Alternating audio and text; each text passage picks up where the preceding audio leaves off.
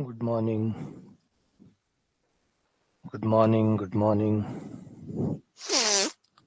Very good morning.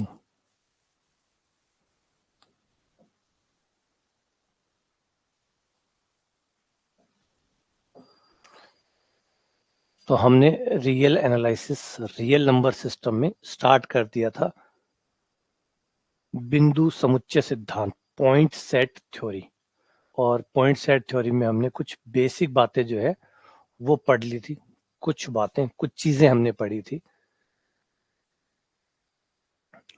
अंतराल क्या होते हैं, अंतरालों में परिमित अंतराल, सीमित अंतराल या फाइनाइट इंटरवल क्या होता है, अपरिमित अंतराल क्या होता है, परिमित अंतराल के अंदर संवर्त अंतराल, विवर्त अंतराल और अर्ध अंतराल क्या होते हैं, अपरिमित अंतराल क्या होता है, अंतराल की लंबाई कैसे निकालते हैं, और फिर अंतराल से जुड़ी हुई कुछ महत्वपूर्ण बातें, फिर एक प्रमेय,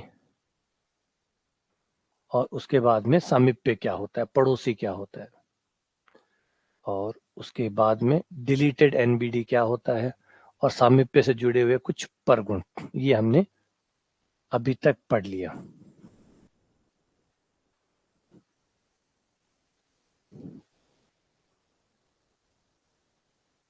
ठीक है, अब आगे बढ़ते हैं।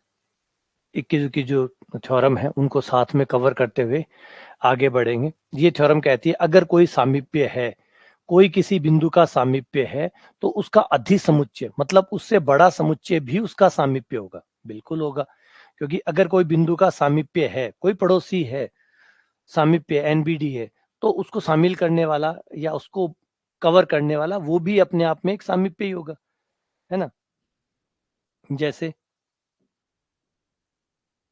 ये हमारा कोई पॉइंट है और ये इस पॉइंट का मान लो एक पड़ोस है, ये ए की एनबीडी होगी, एनबीडी ऑफ ए। अब इस एनबीडी को कवर करने वाला कोई भी समुच्चय अगर आप लेते हो जो इस एनबीडी से अधिसमुच्चय है, अधिसमुच्चय मतलब सुपर सेट है, ऐसा सेट जो उससे भी बड़ा है। सुपर सेट मतलब आपकी एनबीडी से भी बड़ा है, मान लो ये है,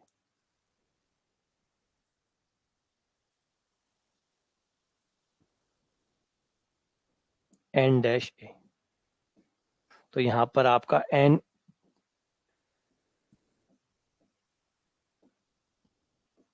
डैश ए, आपका एन डैश ए बड़ा है एन ए से।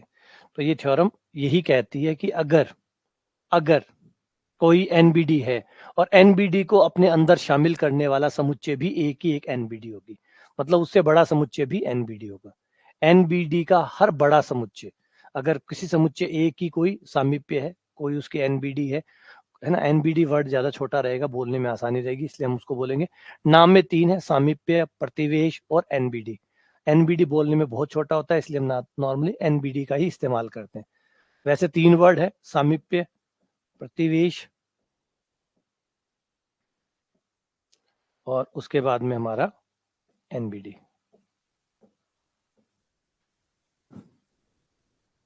ठीक है, तो प्रत्येक समुच्चय एनबीडी बड़ा समुच्चय एक ही एनबीडी होता है।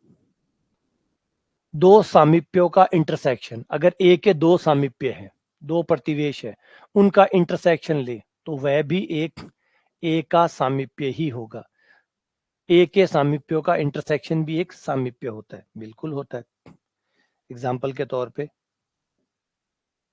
ये आपकी रियल लाइन ले लो, ये आपका कोई पॉइंट ले लो, इस पर ए, और मान लो ये ए का सामीप्य है, यहां से लेकर यहां तक।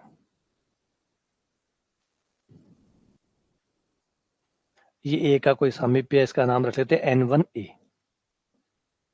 फिर एक और सामीप्य ले लिया, ये हो गया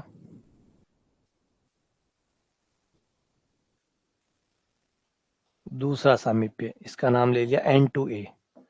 अगर हम दोनों का इंटरसेक्शन निकालें, N1 इंटरसेक्शन N2 करें, तो इससे भी आपका ए का एक नया सामीप्य तैयार हो जाएगा।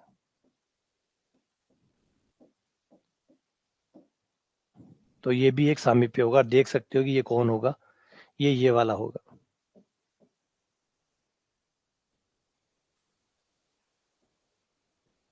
ये होगा आपका, तो ये भी सामीप्य होगा। तो दो सामीप्यों का इंटरसेक्शन भी एक सामीप्य होता है। ठीक है, चलो आगे बढ़ते हैं।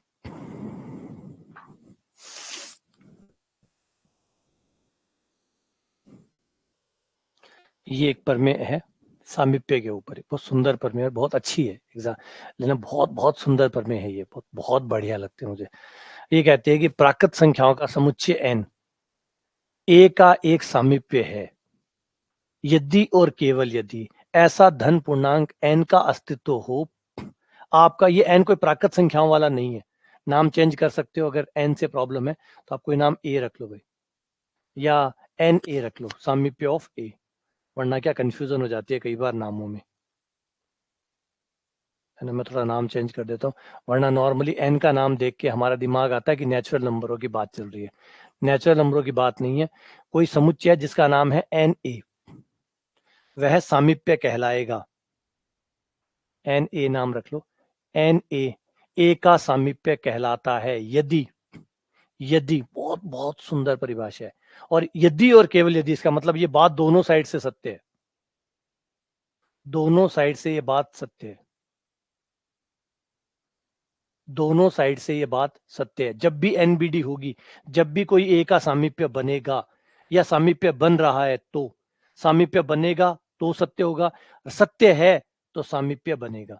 मतलब ये बात दोनों साइड से, यानी जब भी सामीप्य की बात होगी आपको ये बात हमेशा सत्य मिलेगी। या तो सामीप्य है तो ये बात सत्य है, और ये बात सत्य है तो सामीप्य होगा। अब प्रमेय क्या कहती है, ध्यान से सुनिएगा। अगर प्रमेय कहती है कि अगर कोई भी ए की एनबीडी है, कोई भी सेट अगर ए की एनबीडी है, तो इतना तो हम भी जानते हैं, अगर एनबीडी है तो इसका मतलब ये हुआ ए की कोई भी एनबीडी है, कोई भी एनबीडी हो, कोई भी सेट अगर ए की एनबीडी है तो वह कहीं से कहीं तक तो जाएगा ही।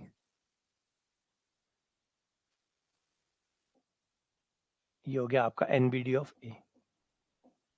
तो प्रमेय कहती है, प्रमेय कहती है कि एक नेचुरल नंबर आपको जरूर ऐसा मिल जाएगा, एक नेचुरल नंबर जरूर आपको ऐसा मिल जाएगा कि a माइनस 1/n और a प्लस 1/n, ये जो इंटरवल है यहां से लेकर यहां तक का, ये इंटरवल उस एनबीडी के अंदर आएगा ही आएगा। ये इंटरवल आपकी एनबीडी के अंदर आएगा ही आएगा। a minus 1/n, a plus 1/n, ये इंटरवल हमेशा आपका उस एनबीडी के अंदर आएगा ही आएगा, अगर एनबीडी है। अगर वो ए की एनबीडी है, अगर वो ए का सामीप्य है, तो ये जो इंटरवल बताया है a माइनस 1/n से लेकर a प्लस 1/n तक का, ये इंटरवल हमेशा आपके उस एनबीडी के अंदर जरूर होगा। ऐसा हो ही नहीं सकता कि एनबीडी हो और ये इंटरवल उसमें नहीं है। हाँ, बात हो सकती है एन पे, जो स्मॉल एन है वो मिल जाएगा आपको। ऐसा एक धन पूर्णांक, ऐसी गारंटी नहीं कि सारे एन के लिए सत्य है, ना ना, एक एन आपको कम से कम मिल जाएगा, एक एन पक्का मिल जाएगा कि आपका उसके अंदर आ जाएगा। अब बात लग रहा है कि ये क्या कह रहे हो, अभी इसको समझते हैं, इस बात को समझते हैं कि ये हो क्या रहा है।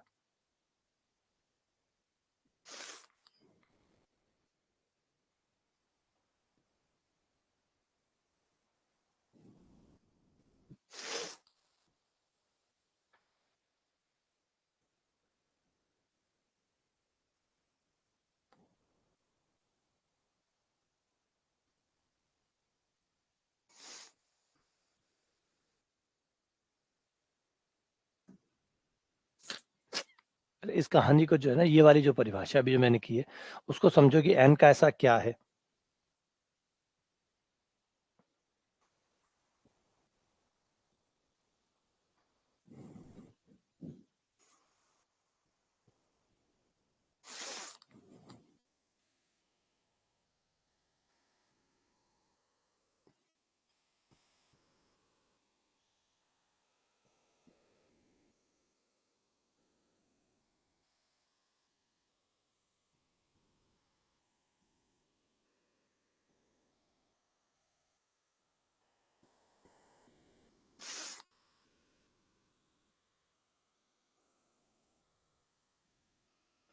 अब हम लेते हैं, एक कोई पॉइंट ले लेते हैं 2 0 इस लाइन के ऊपर, ये रहा 2 0, एक पॉइंट मैंने बनाया 2 0।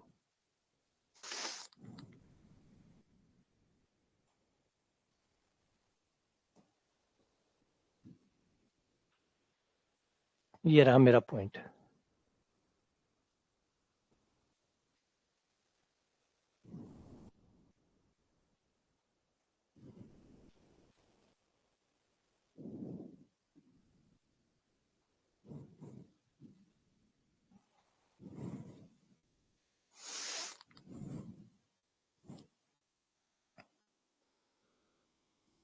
ठीक है, दिख रहा होगा, नहीं दिख रहा, और मोटा करूं।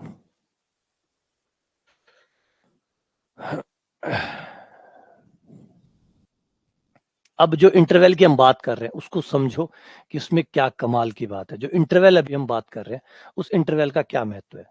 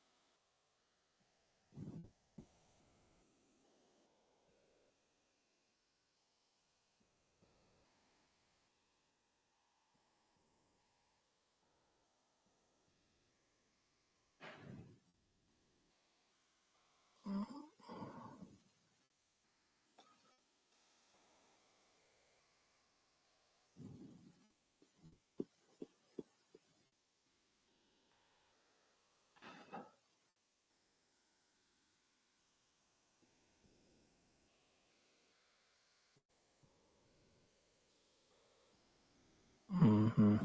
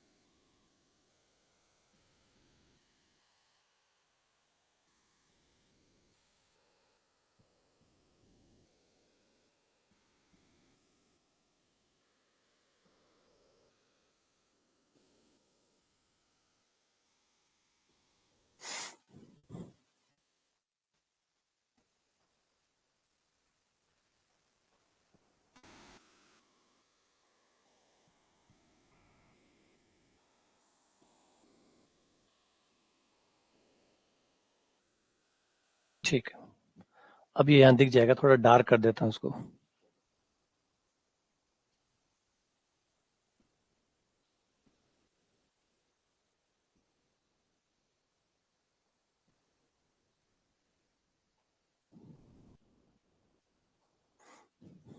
0 से लेकर 100 तक चलने देते हैं इसको, ये एक बार 10 तक ले लेते हैं।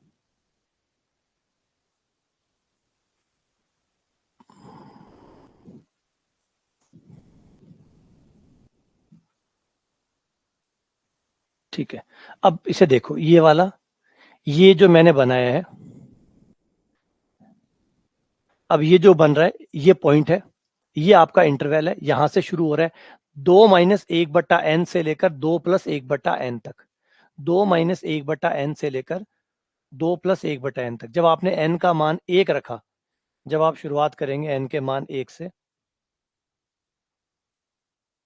सबसे पहले आप 1 रखें, देखो यहां से शुरू कर रहा हूं, ये पहले मैंने 1 रखा, 1 रखते इतना इंटरवल आया, n का मान 1 रखा, n का मान 2 रखने पर, देखा, n का मान 3 रखने पर, n का मान 4 रखने पर, n का मान 5 रखने पर, n का मान 6 रखने पर, n का मान 7 रखने पर, n का मान 8 रखने पर, n का मान 9 रखने पर। अभी आपको लग रहा होगा कि ये जो ये हर बार n का मान चाहे कुछ भी रखो आप, 1, 2, 3, 4, 5, हर बार ये a का एक नाइबरहुड है, एक एनबीडी है, एक सामीप्य है।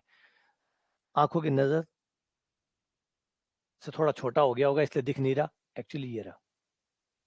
अब मैं n का मान और बढ़ाऊं 10, और इसे और बढ़ा के हम 50 तक लेके चले, और ये देखो कि क्या n के किसी भी मान के लिए ऐसा हो सकता है कि क्या ये एक ही एबीडी ना रहे, एनबीडी ना बने।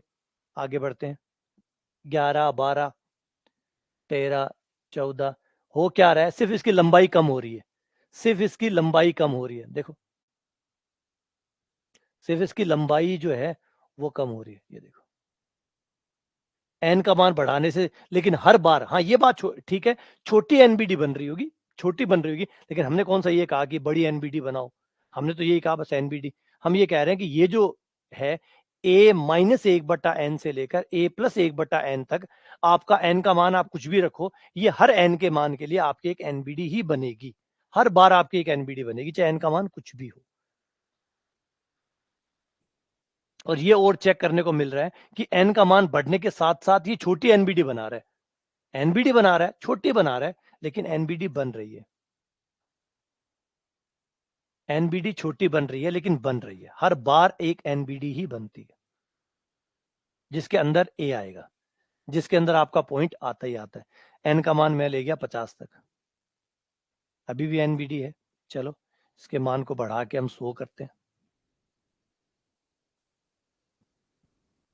100 तक ट्राई करते हैं और देखते हैं।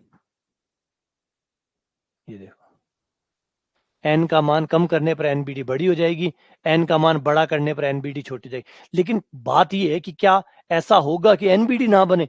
जवाब है नहीं, आपकी हर बार एनबीडी बनेगी, एन के मान बढ़ने के साथ साथ एनबीडी छोटी होती जाएगी, छोटा सामीप्य बन जाएगा लेकिन बनेगा हमेशा सामीप्य, छोटा सामीप्य बन जाएगा लेकिन बनेगा हर बार एक सामीप्य।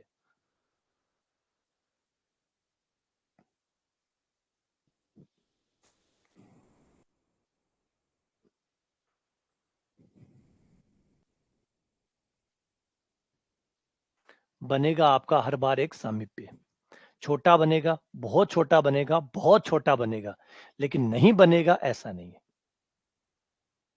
अब इस केस में तो आपको ये दिख ही नहीं रहा होगा क्योंकि बहुत छोटा हो गया, जूम करोगे तो नजर आएगा कि देखो, क्योंकि एन के मान के बढ़ने के साथ साथ ये बहुत छोटा होता चला गया, ये देखो ये।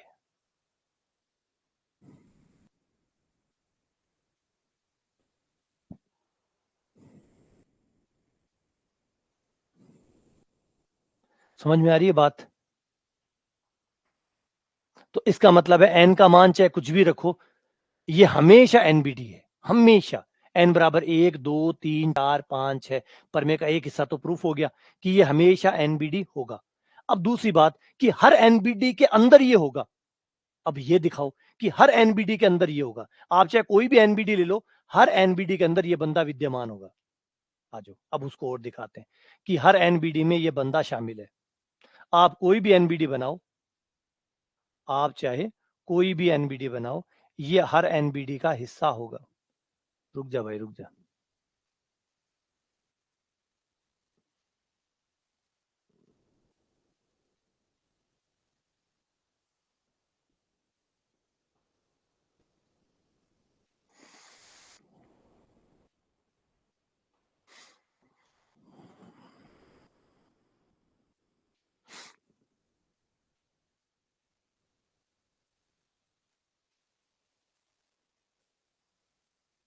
ठीक है, अब हम ये प्रूव करें, शानदार, ध्यान देना।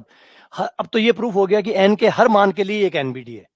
एन का कोई भी मान रखो, ये एनबीडी आएगी, मतलब ए को कवर करेगी और ए के पड़ोस को भी कवर करेगी, सिर्फ ए को नहीं बल्कि ए के कुछ पड़ोसियों को भी कवर कर रही है। हाँ ठीक है, कभी छोटी एनबीडी आ रही है, कम पड़ोसियों को कवर कर रही है, कभी बड़ी एनबीडी आ रही है, ज्यादा पड़ोसियों को कवर कर रही है। लेकिन आइडिया वो नहीं कि कम पड़ोसी के ज्यादा पड़ोसी, बात यह है कि खुद को भी कवर करे और उसके पड़ोस को भी कवर करे, चाहे कम कवर करे चाहे ज्यादा कवर करे। हमारा एनबीडी का आइडिया वो नहीं होता कि भैया हमें तो बहुत बड़ा पड़ोस चाहिए, हमारा दिल बहुत बड़ा है, हमें पड़ोसी भी बहुत सारे चाहिए, वैसे आइडिया नहीं है। यहाँ गणितीय आइडिया है कि भाई पड़ोस है, छोटा कम ज्यादा वो अलग बात है, वो अगर हम छोटा ज्यादा चाहिए होगा तो मांग लेंगे, शर्म नहीं आती है, हम खुद से मांग लेंगे भैया हमें बड़ा पड़ोसी चाहिए, हमें थोड़े से पड़ोसी चाहिए, वो हम कह के मांग लेंगे।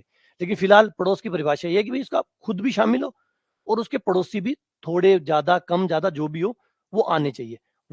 तो एकदम सरल कर देते हैं कि बिंदु और बिंदु के पड़ोसी वो अगर किसी समुच्चय में आ रहे हैं तो वह समुच्चय एनबीडी कहलाता है, और यहाँ पे ऐसा हो रहा है। अब मेरा अगला क्वेश्चन ये है कि क्या हर एनबीडी के अंदर ये बंदा आएगा? ये जो एनबीडी हमने बनाई है और हमने देखा है कि ये हमेशा एनबीडी है, ये हमेशा एक एनबीडी है। अब हमारा इंटरेस्ट इस बात में जाग गया कि जब ये हर बार एनबीडी है तो क्या कोई और एनबीडी अगर बन के आया तो उसमें भी ये शामिल होगा, मतलब उसका भी हिस्सा होगा? तो जवाब है हाँ, कोई भी एक एनबीडी बनाते हैं।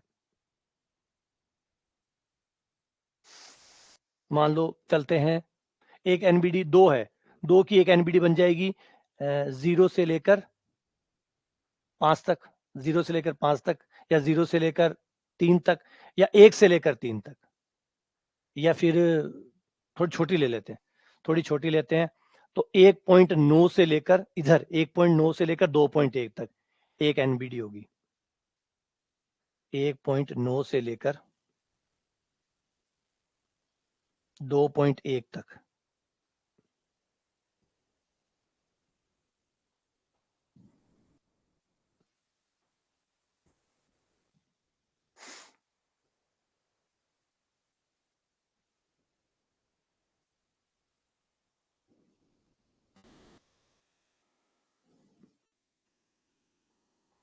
ये एनबीडी है। ठीक है, कलर चेंज कर देता हूँ, दोनों ब्लैक ब्लैक हो गए, इसको ऑरेंज दे देता हूँ जिससे दिखे, और इस एनबीडी को थोड़ा सा नीचे रख लेता हूं ताकि साफ दिखाई दे। एक एनबीडी,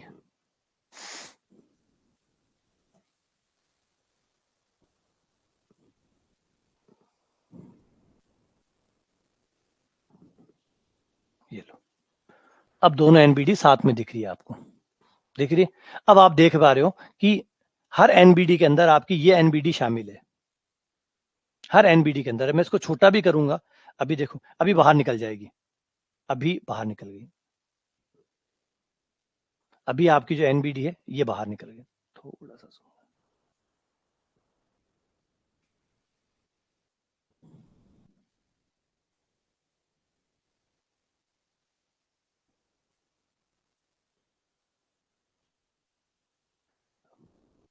अभी अगर आप देखो इस केस में, अभी देखो तो अभी ब्लैक वाली एनबीडी इस ऑरेंज वाली एनबीडी के अंदर ब्लैक वाली नहीं आ रही।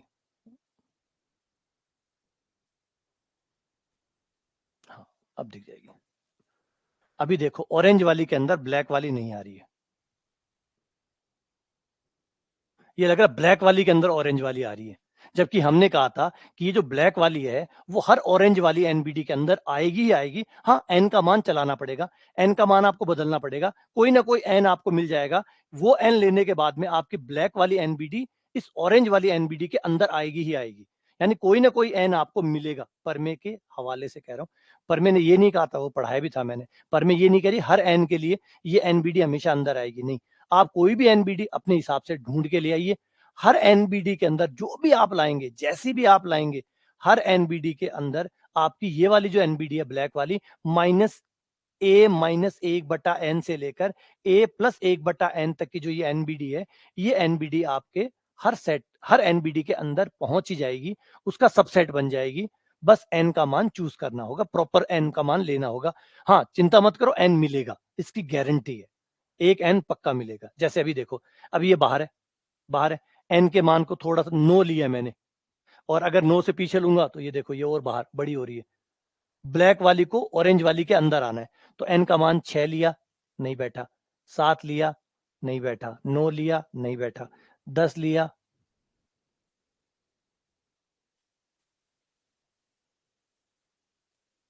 ये लिया 10। अब देखो आ गई इसके अंदर। एन का मान 15 लेते इसके अंदर आ गई। अब 15 के बाद में चाहे कुछ भी ले लो, 15 क्यों, 14 भी शायद हो गया होगा। हाँ 11 पे ही हो गया था, 11 पे ही अंदर आ गई थी। चलो 11 पे नहीं आएगी, 12 पे आ जाएगी, 12 पे नहीं आएगी 13 पे आ जाएगी, 13 पे नहीं आई 14 पे आ जाएगी, 15 पे, 16 पे, 17 पे, 18 पे, 25 पे, 500 पे, 5000 पे, 5 लाख पर कोई एक एन आपको मिल जाएगा, जिसके बाद ये जो एनबीडी है A-1/n से लेकर A+1/n आपकी हर एनबीडी के अंदर आ जाएगी, उसका सबसेट बन जाएगी। यही इंपॉर्टेंट है। इसीलिए कहते हैं कि, इसलिए थ्योरम ने कहा है कि ये दोनों साइड से सत्य है। जब भी कोई एनबीडी होगी, जब भी कोई एनबीडी होगी, उसके अंदर A-1/n से लेकर A+1/n तक का एक सबसेट हमेशा आपका बन पाएगा, और जब भी ये बन पाएगा इसका मतलब वो एक एनबीडी है। इसलिए इस थ्योरम को दोनों साइड से सत्य का है। ठीक है ना। तो ये है कमाल का रिजल्ट इसका।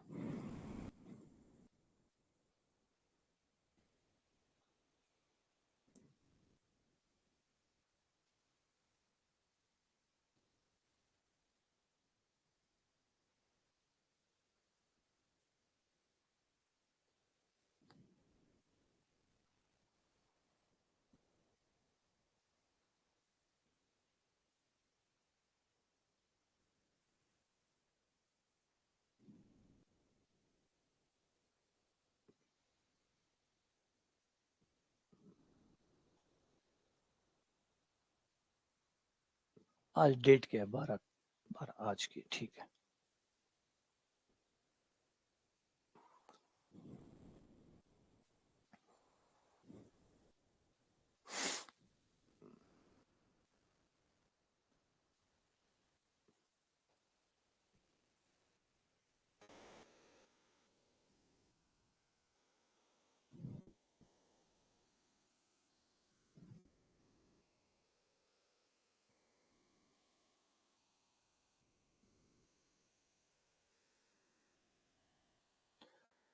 अब थ्योरी की प्रॉब्लम ये रहती है कि थ्योरी पढ़ने में भी जोर आता है, थ्योरी पढ़ाने में भी जोर आता है, थ्योरी को समझने में भी जोर आता है। क्यों? क्योंकि आप जब थ्योरी पढ़ते हैं, तो मान लीजिए आप 5वां टॉपिक पढ़ रहे हैं, तो आपको 5वां टॉपिक अकेला नहीं पढ़ना होता। आपने, क्योंकि जो समझ आपने बनाई है 5वें टॉपिक के साथ, वो पुराने वाले जो टॉपिक है 1, 2, 3, 4, उनमें आपने जो समझा है, जो जाना है, जो माना है, वो उसको कॉन्ट्राडिक्ट नहीं करना चाहिए। क्योंकि अगर कॉन्ट्राडिक्ट कर रहा है, उसको काट रहा है, पहले आपने कोई थ्योरी बनाई कि भैया चलो ये 1 के लिए सत्य है, यहाँ आके आप बोल रहे हो एन के सभी के लिए सत्य है, फिर यार पहली वाली बात सही थी, ये वाली बात सही थी। तो थ्योरी में आपको सबको एक साथ लेके चलना पड़ता है। आप आगे पढ़ते जा रहे हैं, इसका मतलब ये नहीं कि पीछे का खंडन करते जा रहे हैं, पीछे का खंडन नहीं कर सकते। और पीछे का खंडन हो रहा है, इसका मतलब है आप गलत समझ के आए हैं, आपकी समझने में गलती है। अगर पीछे की किसी बात का खंडन हो रहा है, इसका मतलब गणित तो खंडन नहीं करती। गणित तो कभी भी अपना उस, आपका दूसरी तीसरी क्लास में पढ़ी हुई चीज का भी खंडन यहाँ नहीं होता, तो फिर गणित तो खंडन नहीं कर सकती, है ना। तो गणित तो खंडन नहीं कर रही होगी, फिर खंडन कैसे हो रहा होगा? ऑब्वियसली बात है, आपने कुछ अपने हिसाब से कुछ जोड़ के उसको समझा होगा, कुछ गलत समझा होगा, तभी उसका खंडन हो रहा है। तो फिर आपको पीछे जाके दोबारा से थ्योरी को रीसेट करके फिर आना पड़ता है। तो थ्योरी की प्रॉब्लम ये होती है, आप यूं आगे नहीं बढ़ सकते सीधा। आप जब जो भी टॉपिक पढ़ रहे हैं, पीछे वाली थ्योरी को साथ में मिला के चलना होता है। ठीक है। अब इस पे आ जाते हैं, इसकी खास बात क्यों है। अब बात करते हैं कि ये क्यों हर बार प्रतिवेश होता है। एक तो चीज इंपॉर्टेंट है कि ये इंटरवल है, नंबर एक, ये एक इंटरवल है। ठीक है। और हमेशा इसमें ए आएगा। ये कैसे पता चला कि इसमें हमेशा ए आएगा? हमेशा ए इसलिए आएगा क्योंकि एन तो आप हमेशा एक नेचुरल नंबर रखेंगे, एन आप हर बार एक नेचुरल नंबर रखेंगे। अब नेचुरल नंबर रखने से 1/n कुछ भी आए, कुछ भी आए, आए तो प्लस का ही आएगा, तो प्लस का ही। एन एक नेचुरल नंबर है, नेचुरल नंबर का 1/, नेचुरल नंबर आएगा तो प्लस का ही। अब ये प्लस का नंबर आएगा, अब ये प्लस का नंबर आएगा, हाँ ठीक है, एन का मान बढ़ने के साथ साथ ये कम होता जाएगा, लेकिन आएगा तो प्लस का ही। अब ये प्लस का आएगा तो ये ए में से घटेगा, तो ए को थोड़ा पीछे कर देगा, ए में जुड़ेगा, थोड़ा सा आगे चला जाएगा। यानी ये वो इंटरवल है जो थोड़ा सा आगे से शुरू होता है, ए के थोड़ा सा आगे से शुरू होता है और ए के थोड़ा सा पीछे से खत्म होता है। ए के थोड़ा आगे शुरू हुआ, ए के थोड़ा पीछे शुरू हुआ, खत्म हुआ। इसका मतलब ये तो प्रतिवेश है, ये तो प्रतिवेश है। कोई भी इंटरवल अगर किसी बिंदु से थोड़ा आगे और थोड़ा पीछे खत्म होता है, थोड़ा आगे शुरू होता है और थोड़ा पीछे खत्म होता है, काम हो गया। इसी को तो प्रतिवेश कहते हैं। तो ये तो प्रतिवेश है। अब इस प्रतिवेश की दूसरी खास बात क्या है, वो है इसकी लंबाई। इसकी लंबाई कितनी है? लंबाई होती है b माइनस ए। दोनों को घटा दो, दोनों को घटा दो, लंबाई निकल आएगी। लंबाई आई 2/n। इस इंटरवल की लंबाई है 2/n। अब कमाल की बात यह है कि जैसे जैसे n का मान बढ़ेगा ये लंबाई छोटी छोटी छोटी छोटी छोटी छोटी छोटी छोटी, यानी n के मान के साथ साथ ये प्रतिवेश छोटा छोटा छोटा छोटा छोटा छोटा, यानी जितना छोटा चाहे उतना छोटा प्रतिवेश आप इसको बना सकते हैं। n का मान बढ़ाते जाइए, प्रतिवेश छोटा होता जाएगा। इसका मतलब ये बात कंफर्म हो जाती है फिर कि किसी भी बिंदु के अनंत प्रतिवेश होते हैं। बिल्कुल होते हैं। ये एग्जांपल रहा। n का मान 1 रखो, एक प्रतिवेश। n का मान 2 रखने पर दूसरा प्रतिवेश, 3 रखने पर तीसरा, 4 रखने पर चौथा, 5 रखने पर पांचवा, 6 रखने पर छठा, 7 रखने पर सातवां, 8 रखने पर आठवां, 9 रखने पर नौवां, 1000 रखने पर हजारवां, 10,000 रखने पर 10,000वां। इसका मतलब है अनंत प्रतिवेश एक बिंदु के बन सकते हैं और जितनी चाहे उतनी लंबाई के बन सकते हैं। जितना छोटा चाहे उतना छोटा बना सकते हैं आप। कभी खत्म, हर बार ये प्रतिवेश होगा बहुत छोटा, बहुत छोटा, बहुत छोटा और बहुत बहुत छोटा और उससे भी बहुत छोटा और फिर बहुत छोटा, और ये बनते ही रहेंगे। और याद रखिए हर इंटरवल में अनंत अवयव होते हैं। तो जो भी प्रतिवेश बनेगा बहुत छोटा बनेगा, लंबाई वाइज छोटा बनेगा, पॉइंट वाइज तब भी वो अनंत होगा, पॉइंट वाइज तब भी वो अनंत होगा। इंटरेस्टिंग चीज, पॉइंट वाइज तब भी वो अनंत होगा। इसमें आपने n का मान 1000 रख दिया, 10,000 रख दिया, 1 करोड़ रख दिया, आप कहेंगे प्रतिवेश बहुत छोटा बना। बिल्कुल बिल्कुल, लंबाई वाइज बहुत छोटा बना, क्योंकि n का मान 1 करोड़ रखने पर 2 करोड़ मान लेते हैं, 2/2 करोड़, 2 से 2 कट गया, भाग लग के 0.00001, इतना सा इतना चिन्ह सा है। बिल्कुल है, इंटरवल चिन्ह सा है, लेकिन बिंदु की संख्या अनंत है, क्योंकि हर अंतराल में अनंत अवयव होते हैं। तो इसका मतलब छोटा बना है, बने अनंत है। लंबाई कम हुई है, बिंदु की संख्या कम नहीं हुई। अंतरालों में बिंदु की संख्या कम नहीं होती। आप छोटा कर लो उसको, बहुत छोटा कर लो, काटते जाओ, लेकिन तब भी उसके अंदर बिंदु की संख्या हमेशा अनंत ही होगी। तो ये प्रतिवेश छोटा हो रहा है, लंबाई वाइज छोटा हो रहा है, बिंदु वाइज उतना का उतना ही पड़ा है। अनंत बिंदु पहले थे, अनंत बाद में होंगे। तो आप मान रखते जाइए, प्रतिवेश बनते जाएंगे, हर प्रतिवेश में अनंत अवयव होंगे। यानी n का मान चाहे आप कितना भी बड़ा रख लो, इसमें हमेशा वो पॉइंट और उसके अनंत पड़ोसी हमेशा विद्यमान होंगे। इस इंटरवल में n का मान आपकी मर्जी से जो चाहे रख लो। हर प्रतिवेश के अंदर, इसमें हर प्रतिवेश के अंदर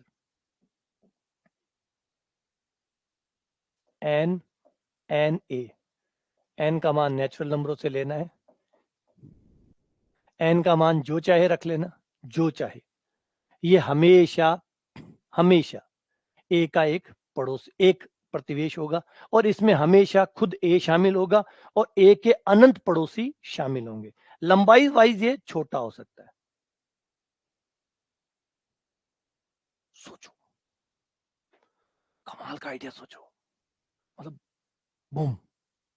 मतलब ये क्या समझा रहा है? ये समझा रहा है कि आप लंबाई कम होती जा रही है, लंबाई पे विश्वास मत करो। लंबाई कम हो रही है लेकिन पड़ोसी कम नहीं हो रहे, पड़ोसी अभी भी अनंत है। हाँ ठीक है, आप ये कहोगे रामलाल जी आज नहीं है, इस वाले इंटरवल में रामलाल जी नहीं आए, लेकिन अभी भी अनंत है, अभी भी अनंत है। रामलाल जी पीछे रह गए, ये हो सकता है, लेकिन पड़ोसियों की संख्या में कमी नहीं आई है, क्योंकि ये रियल नंबर की बनावट की सुंदरता है। एक्चुअली ये जो सुंदरता है ये रियल नंबर की बनावट है। उसकी बनावट की जो सुंदरता है वो हमें कर रही है कि भैया कितना भी कर लो इसको, आप कितने छोटे छोटे टुकड़ों में काट लो, इसके हर टुकड़े के पास हमेशा अनंत अवयव होंगे। और अभी इससे ज्यादा खूबसूरती आपको तब मिलती है जब आप मेजर थ्योरी पढ़ते हैं। मेजर थ्योरी तो आपको समझाती है कि पॉइंट्स की संख्या तो आप रियल नंबर को कितने भी टुकड़े कर लो, कितने भी टुकड़े कर लो, नंबर ऑफ पॉइंट्स आप एक भी कम नहीं कर सकते, नंबर ऑफ पॉइंट आप एक भी कम नहीं कर सकते। यानी आपसे कैंची लेके खाच खाच खाच कितना भी काट लो, जितना मन आए उतना छोटा बना लो, उसमें हमेशा आपने मान लो काट काट के खुद घर वालों को सबको लगा लिया और काटते जा रहे हो खच खच, 2-4 कैंचियां मंगवा ली, सब लग गए, पड़ोसियों को भी बुला लिया, काटो काटो काटो, और काटने के बाद में जो एकदम बारीक सा इंटरवल बचा वो ले लिया, उसमें नंबर ऑफ एलिमेंट उतने ही हैं जितने आपके पूरे रियल लाइन में, पूरे रियल लाइन में उतने ही एलिमेंट है, number of element in case of number of element. हाँ, लंबाई वाइज छोटे हुए हैं,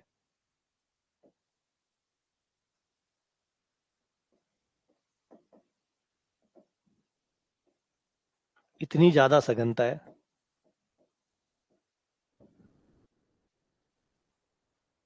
कि नंबर ऑफ एलिमेंट, जब आपने काटना शुरू नहीं किया था तब जितने नंबर ऑफ एलिमेंट थे, अब उसके हर टुकड़े में उतने ही एलिमेंट होंगे। ये बड़ा अजीब लगता है, भयंकर अजीब लगता है, यार ये कोई बात है, ये कोई चीज है, ये कोई चीज है, मतलब काटे जा रहे हैं और हर टुकड़े के पास उतने ही एलिमेंट है जितने पूरे रियल नंबर के पास है। अब कट गए, आधे कट गए ना, तो फिर आधे कम हो जाने चाहिए थे, नहीं, कम हो जाए, ये तो अनंत में मजा है।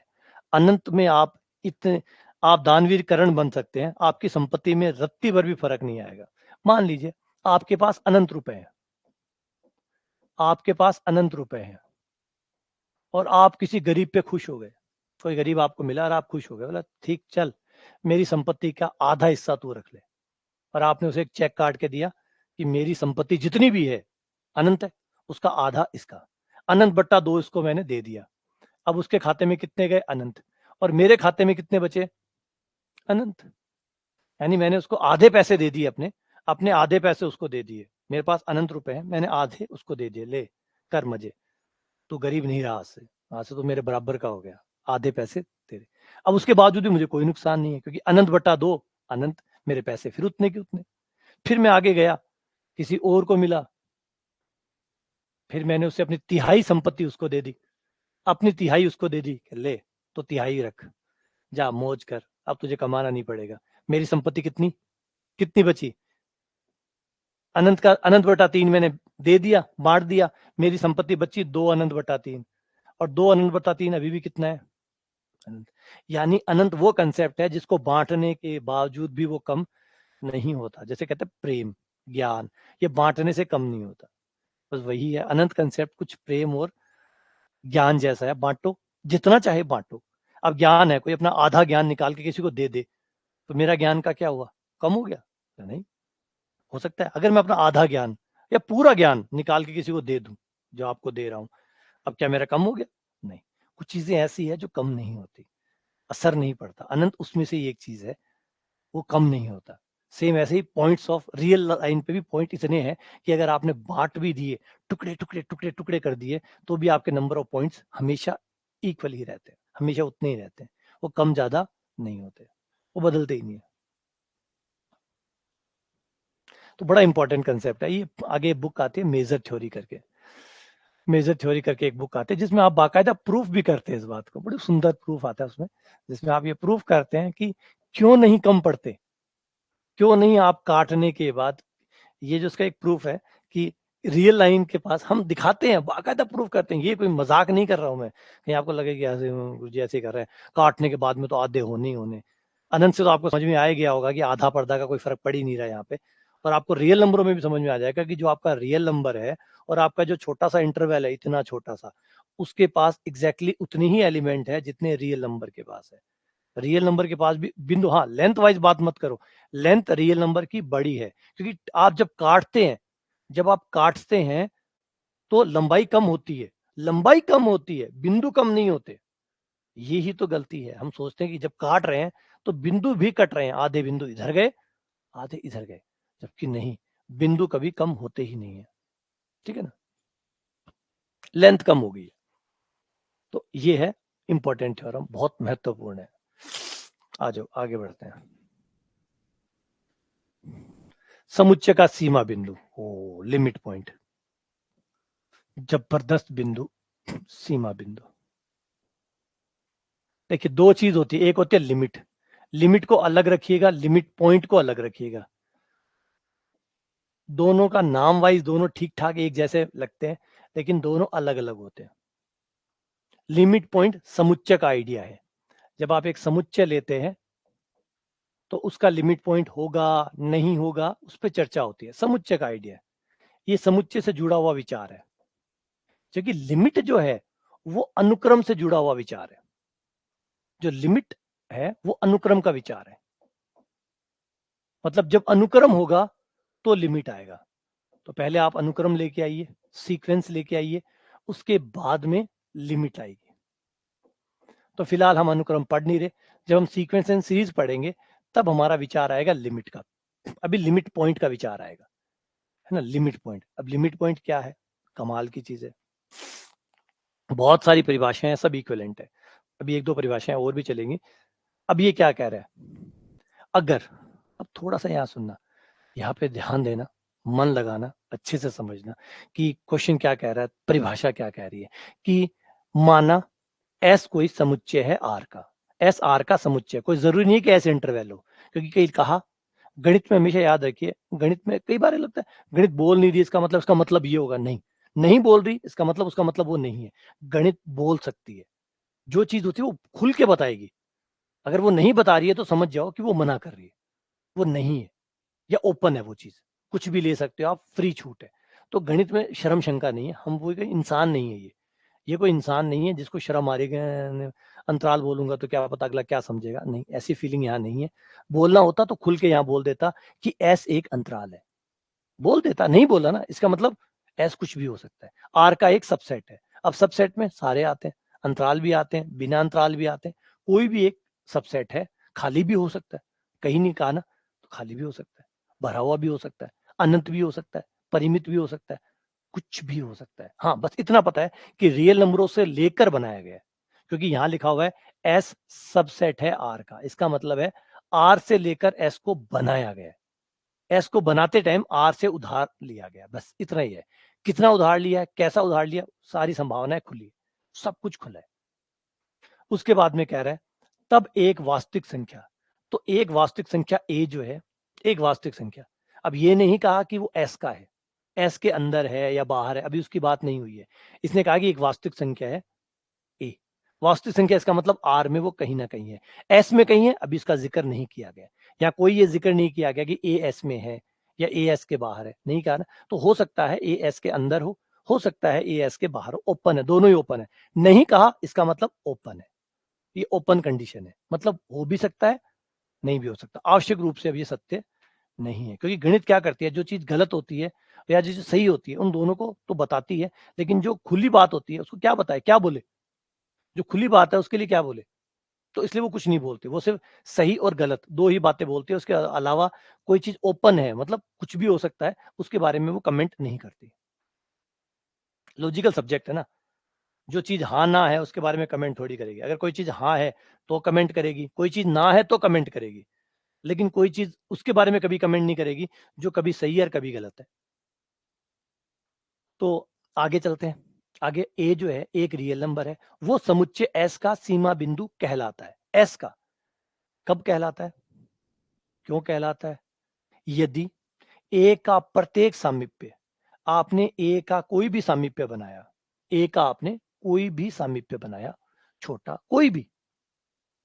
कोई भी सामीप्य आप बनाइए, बड़े बनाइए, छोटे बनाइए, बहुत छोटे बनाइए, प्रत्येक शब्द है, प्रत्येक शब्द की लाज रखनी है, प्रत्येक का मतलब आपके जो मन में आए वो बनाओ, बहुत छोटा बनाओ, जितना बारीक बना सको उतना बारीक बनाओ। हर बार पता है क्या होगा, आपके द्वारा बनाए गए हर सामीप्य में आपको एस के अनंत अवयव मिलेंगे, आपको एस के अनंत अवयव उस सामीप्य में मिलेंगे। अब सोचो कि क्या होगा।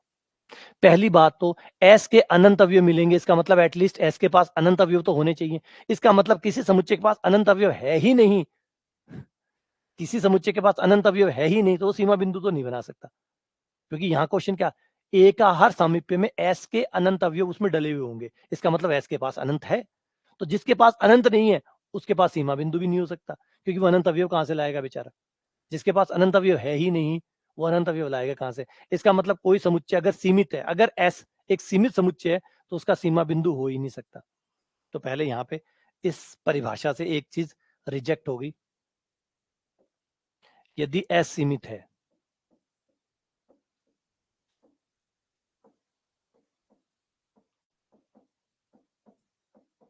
तो एस का कोई सीमा बिंदु नहीं होगा, क्योंकि इसके पास अनंत अवयव है ही नहीं।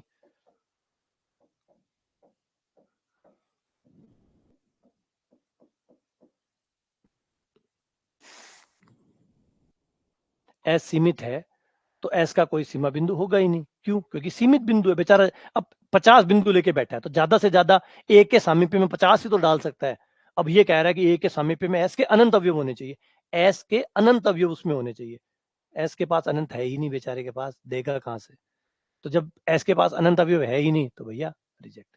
तो पहली बात तो ये क्लियर होगी कि जो समुच्चय सीमित होंगे उनके कोई सीमा बिंदु नहीं होंगे। तो सीमा बिंदुओं का आइडिया उन लोगों के लिए नहीं है जो सीमित है, सीमित लोगों के लिए सीमा बिंदु का आइडिया नहीं है। एक बात पता लगी। चलो दूसरे आते हैं। हाँ अच्छा, अगर अनंत बिंदु है तो सीमा बिंदु हो जाएगा।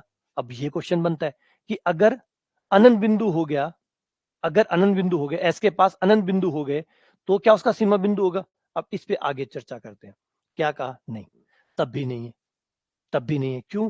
क्योंकि जो भी रियल नंबर को आप, जिस भी रियल नंबर को अगर आप उसके हर सामीप्य को एस के अवयव अनंत चाहिए। हर सामीप्य, यानी सामीप्य हम छोटा करें, बहुत छोटा करें, हर बार एस के अवयव हो। मतलब जो दिखने में आइडिया होगा वो कुछ ऐसा होगा। ये रहा ए, ये लिया मैंने ए का सामीप्य इतना बड़ा, यहां से लेकर यहां तक। इस सामीप्य में एक ए ले लिया, उसका सामीप्य ले लिया। अब अगर ये सीमा बिंदु है एस, ये इसका एक सामीप्य, ए का सामीप्य हो गया। अब इस ए के सामीप्य में एस के अनंत बिंदु होने चाहिए।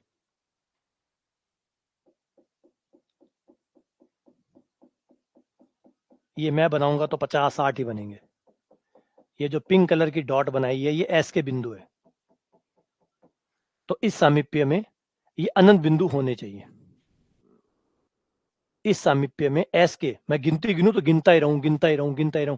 मतलब अगर मैं गिनना शुरू करूं 1 2 3 4 5 6 से गिनता रहूं, तो ए के हर सामीप्य में जब एस के अवयवों को गिनूं तो वो अनंत होने चाहिए। मतलब जो पिंक डॉट मैंने बनाए हैं, जो दिख नहीं रहे होंगे यहाँ पे, ये जो पिंक डॉट है अगर इन्हें काउंट करोगे तो ये अनंत होने चाहिए। और याद रखिए ये कोई एक सामीप्य की बात नहीं है। ये अगर मैं एक दूसरा सामीप्य बनाऊं, ये, क्योंकि यहाँ पे वर्ड यूज किया गया प्रत्येक, और प्रत्येक का मतलब है मैं सामीप्य छोटा भी कर सकता हूँ। अब मैंने छोटा कर दिया, अब इसके अंदर भी अनंत अवयव होने चाहिए। अब इसके अंदर भी अनंत होने चाहिए, इसके अंदर भी अनंत होने चाहिए। फिर मैंने सामीप्य और छोटा कर दिया, मैं भी मजे ले रहा हूं। मैंने सामीप्य और छोटा कर दिया, अब भी अनंत होने चाहिए, अब भी अनंत होने चाहिए। फिर मैंने कहा अच्छा मैं भी खेल को आगे बढ़ाता हूँ। मैंने कहा ये लो अब बता, बोला अब भी अनंत होने चाहिए, अब भी एस के अवयव अनंत होने चाहिए इसके अंदर। फिर मैंने कहा अच्छा थोड़ा और आगे बढ़ते हैं, तो ये लो अब, बोला अब भी अनंत होने हैं। तो इसका मतलब सोचो कि सीमा बिंदु जो होता होगा कैसा होता होगा। इसका मतलब है कि आपके एस के जो अवयव है उसके अनंत अवयव जो है उस ए के आसपास मंडराते हैं। ए के आसपास आपका पूरा समुच्चय के अनंत बिंदु जो है वो उस ए के आसपास मंडरा रहे हैं, एकदम नजदीक मंडरा रहे हैं, क्योंकि आप समीप पे छोटा छोटा छोटा छोटा छोटा छोटा कर सकते हो और हर छोटे में आपके अनंत अवयव होंगे। इसका मतलब ए जो है ना गुच्छा होगा, गुच्छा, ए गुच्छा होगा। ए के पास एस के अनंत अवयव गुच्छे के तरीके से होंगे, तो चिपके पड़े होंगे एकदम, भेड़ा वेड़ा एकदम। ठंड मरम में जा, ठंड का माने भेड़ा वेड़ा यहाँ एक का सारा यहाँ चिपके डाले से एकदम, एकदम गुच्छा बना के, इसलिए गुच्छ बिंदु कहते हैं इसको। हिंदी वालों ने एक शब्द लगाया गुच्छ बिंदु, या गुच्छा बनता है, क्लस्टर पॉइंट बनता है, क्लस्टर बनते हैं। तो ए के पास में एकदम गुच्छा बन जाएगा। और गुच्छा भी ऐसे नहीं दूर दूर दूर दूर नहीं, चिपका एकदम चिपका हुआ। क्यों? वो छोटा छोटा छोटा छोटा छोटा छोटा करता जाएगा, चिपके हुए नहीं हुए तो कोई ना कोई ऐसा आएगा जहां वो खाली बन जाएगा, है ना। अगर मान लो थोड़ी भी दूरी है, ए से इन बंदों ने थोड़ी भी दूरी रख ली, मतलब गुच्छा थोड़ा भी दूर बना, चिपके नहीं। ये ए रहा, और एस का गुच्छा मान लो यहां बना,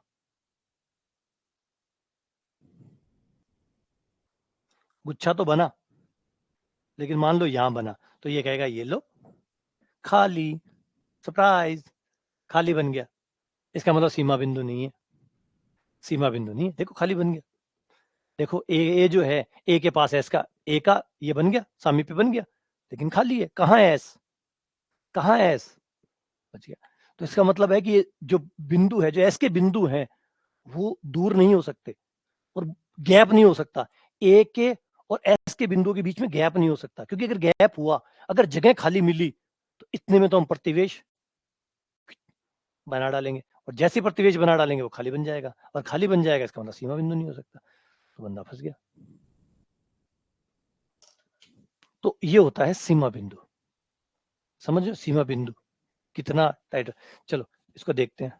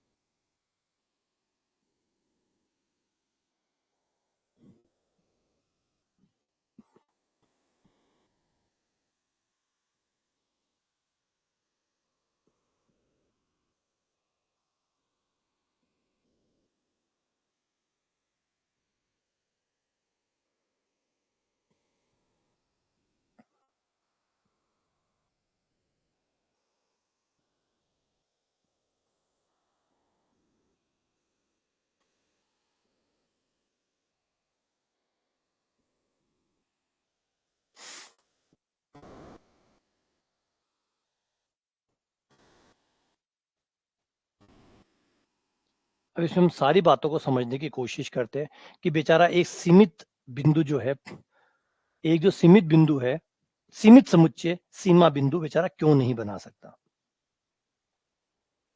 सीमित समुच्चय सीमा बिंदु क्यों नहीं बना सकता।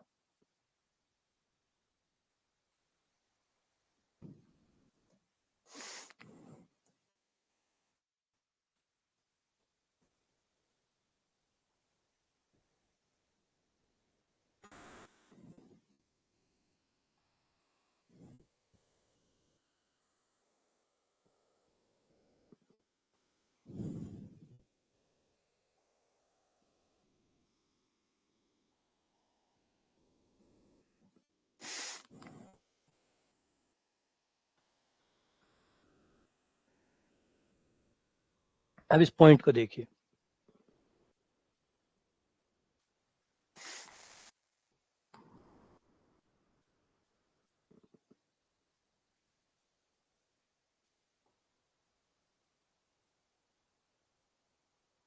ठीक है, ये आपका पहला पॉइंट आया, ठीक है। अब आपका ये एक पॉइंट आया, यहाँ दूसरी तरफ का और इस तरफ का कोई आइडिया नहीं है, वो गिनती गिनने की बात कर रहा है, वो कह रहा है भैया मुझे अनंत अवयव चाहिए, इधर ले आओ, उधर ले आओ, बीच में ले आओ, कहीं ले आओ। कहाँ परिभाषा को देखो, परिभाषा जितना कह रही है बस उतना पूरा करना होता है, परिभाषा जो नहीं बोल रही है आप उसे भी पूरा करने लग जाते हो, दिक्कत वो हो जाती है, आप परिभाषा से ज्यादा पूरा करने लग जाते हो। वो कह रहा, परिभाषा ने कभी कहा कि भैया मुझे लेफ्ट में भी चाहिए, मुझे राइट में भी चाहिए, और मैंने पहले कहा गणित को शर्म नहीं आती, अगर बोलना होता तो भैया बोल देती, तो जो बोला है बस उतना ही पूरा करो, जितना बोला है उतना पूरा करो। आप क्यों मानते हो, आप इंसान क्यों मान बैठते हो, हम इंसान क्यों मान बैठते हैं, गणित एक इंसान है। अरे गणित को बोलते हुए शर्म थोड़ी आएगी, वो दो लाइन एक लाइन एक्स्ट्रा ऐड कर देगी कि भैया मुझे लेफ्ट में भी अनंत चाहिए, मुझे राइट में भी अनंत चाहिए। बोला उसने, नहीं बोला, तो बस जो नहीं बोला वो पूरा नहीं करना होता, तो जो बोला होता है बस वो पूरा करना होता है। क्या कहा, ए के हर प्रतिवेश में अनंत अवयव होने चाहिए, ये कहा। अब आपको लगता है कि उसको शर्म आ गई होगी, पता नहीं, थोड़ी शर्म आई होगी कि भैया क्या पता बुरा मान जाए, मैं लेफ्ट राइट दोनों में मांगूंगा तो बुरा मान जाएगा, अपने आप खुद समझ जाएगा कि लेफ्ट और राइट में दोनों लाना है। ऐसा नहीं होता गणित के अंदर, जितना कहा है बस उतना पे ही स्टिक होते हैं हम लोग, है ना, ये लॉजिक है। उसके बाद में उसने कहा कि अनंत चाहिए, बस इधर लाओ, इधर लाओ, बीच में लाओ, दाएं बाएं दोनों लाओ, मतलब नहीं। वो कह रहा है कि ए के हर प्रतिवेश में आपको अनंत अवयव चाहिए, बस। नहीं कहा ना लेफ्ट राइट का, मतलब टोटल अनंत लाओ, किधर भी लाओ, कैसे भी लाओ, मुझे मतलब नहीं, है ना। आ जाओ अगले का आते हैं। अब ये जो समुच्चय मैंने बनाया, इसमें जैसे जैसे मैं पॉइंट्स की संख्या बढ़ाता जाऊंगा, ये एक समुच्चय आपको मिलेगा, ठीक है। इस समुच्चय में अभी मैंने जो पॉइंट्स लिए हैं वो गिनती के लिए, अभी मैंने इसमें पॉइंट लिए हैं। अब देखो गुच्छा बन ही नहीं रहा। फिलहाल आप देख सकते हैं जब तक सीमित मात्रा में है, जब तक सीमित मात्रा में, मैंने अभी 16 लिए हैं, ये 16 पॉइंट लिए हैं, तो 16 पॉइंट गुच्छा बना ही नहीं सकते, चिपक ही नहीं सकते। और दूसरा मैंने पहले ही समझाया कि आप जब अंतराल बनाएंगे खाली बन जाएगा, खाली बन जाएगा। अब कोई भी पॉइंट ले लो, हर पॉइंट के ऊपर जाके आप प्रतिवेश बनाएंगे, खाली बन जाएगा। एग्जाम्पल ले ले, 0.8 पे चलते हैं, ये रहा 0.8, और ये 0.8 के आसपास खाली है। किसी भी बिंदु को जाओ, उसके आसपास खाली है, जगह खाली पड़ी है, जगह खाली नहीं रह सकती। अगर कोई भी सीमा बिंदु होता है तो उसके उसके अंदर अनंत अवयव आएंगे। अनंत अवयव आए, इकट्ठे ही नहीं हो रहे, आएंगे कहां से? अनंत अवयव तो बेचारा टोटली कन है ही को नहीं, सीमा बिंदु का अनंत कटसा से। तो इसलिए जब तक परिमित है तो अनंत नहीं बन सकता, परिमित है तब तक तो अनंत नहीं बन सकता। अब होता क्या है, अब यहां आते हैं हम जीरो के पास, जो एक्चुअली कहानी बनती है वो जीरो के पास में बनती है। ये जीरो, जैसे मैं एन का मान बढ़ाऊंगा, ये देखो वो जो सारा क्राउड है वो जीरो के पास में, जैसे ये जो क्राउड है देखो, ये पॉइंट्स है, ये पॉइंट है, धीरे धीरे कंडेंस होके इकट्ठे हो होके अब ये जीरो के पास में आके इकट्ठे हो जाएंगे, जीरो के पास में आके इकट्ठे हो जाएंगे। अगर हम एन का मान और बढ़ाएं, और तो ये कौन ही बढ़ाने देगा, 10,000 लास्ट रखोगे। अब जीरो के पास में देखोगे तो एकदम भयानक,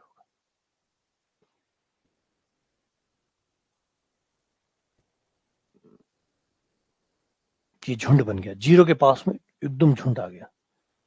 ये अगर यहाँ लग रहा है कि यहाँ झुंड है, यहाँ झुंड नहीं है, यहाँ तो वो भी छोटा छोटा सा स्पेस है, इसलिए बिंदु चिपके हुए नजर आ रहे हैं। यहाँ पे जब आप देखोगे तो गैप दिखने लग जाएगा, यहाँ तो आपको आराम से गैप देखने लग जाएगा। ये देखो, ये गैप, यहाँ गैप है, यहाँ गैप है, लेकिन जैसे आप जीरो के पास जाके देखेंगे ये गैप आपको नहीं दिखेगा, जीरो के पास ये गैप नहीं दिखेगा, क्योंकि इसका सीमा बिंदु जीरो है। जीरो का कोई भी प्रतिवेश अब बना लो, जीरो के हर प्रतिवेश में अनंत अवयव होंगे।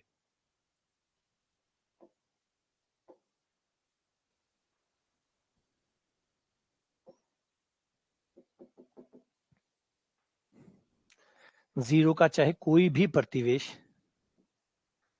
बना लो, अनंत अवयव होंगे। अब ये देखो, इसमें अनंत अवयव है ना, जरूरी नहीं है एक सीमा बिंदु, कईयों के दो भी हो सकते हैं, कईयों के दो भी हो सकते हैं, कईयों के दो सीमा बिंदु भी हो सकते हैं। अगर हम लेते हैं, ये लो, दो सीमा बिंदु भी हो सकते हैं, कईयों के बेचारे के एक भी नहीं आता।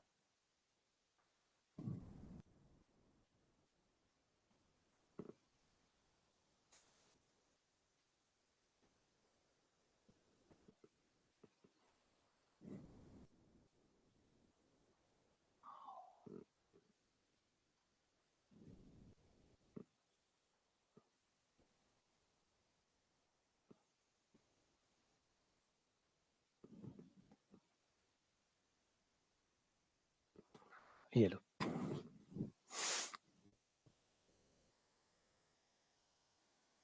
यहाँ पे आपके दोनों साइड में अनंत आ गए, अब दोनों साइड में अनंत आ गए,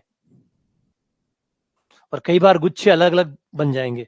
एक गुच्छा एक पॉइंट पे बन गया, एक गुच्छा दूसरे पॉइंट पे बन गया, एक गुच्छा आपके एक पॉइंट पे बन गया, एक गुच्छा आपके दूसरे पॉइंट पे बन गया, दो पॉइंटों पे गुच्छे बन गए, दो पॉइंट्स पर गुच्छे बन गए। आज दो पॉइंट्स के गुच्छे भी दिखा देता हूँ। ये तो मैंने एक पॉइंट के दोनों साइड अनंत आ गए, दोनों साइड। हमें ये नहीं मतलब है एक साइड अनंत आ रहा है, दो साइड अनंत आ रहा है, हमारा लिमिट का कंसेप्ट ये है कि भैया वो पॉइंट है, उस पॉइंट पे चाहे मैं कितना भी छोटा कर लूं, कहने का मतलब उस पॉइंट के हमेशा हमेशा उसके साथ आपके एस के अनंत बिंदु चिपके रहने चाहिए, बस। अब हम इसे चेंज करते हैं और मैं दूसरे वाला दिखाता हूं।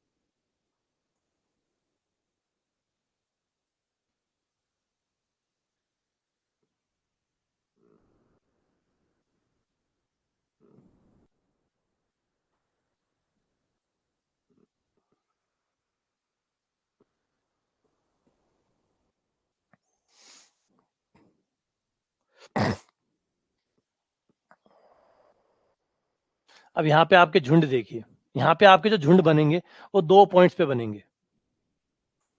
अब हम बिंदु की संख्या बढ़ाते हैं।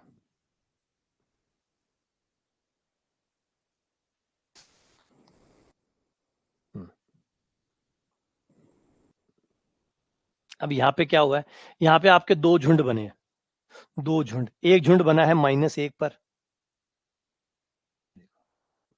ये जो झुंड है ये एक -1 पर बना है। एक तो -1 पर झुंड बना है और एक +1 पर बना है।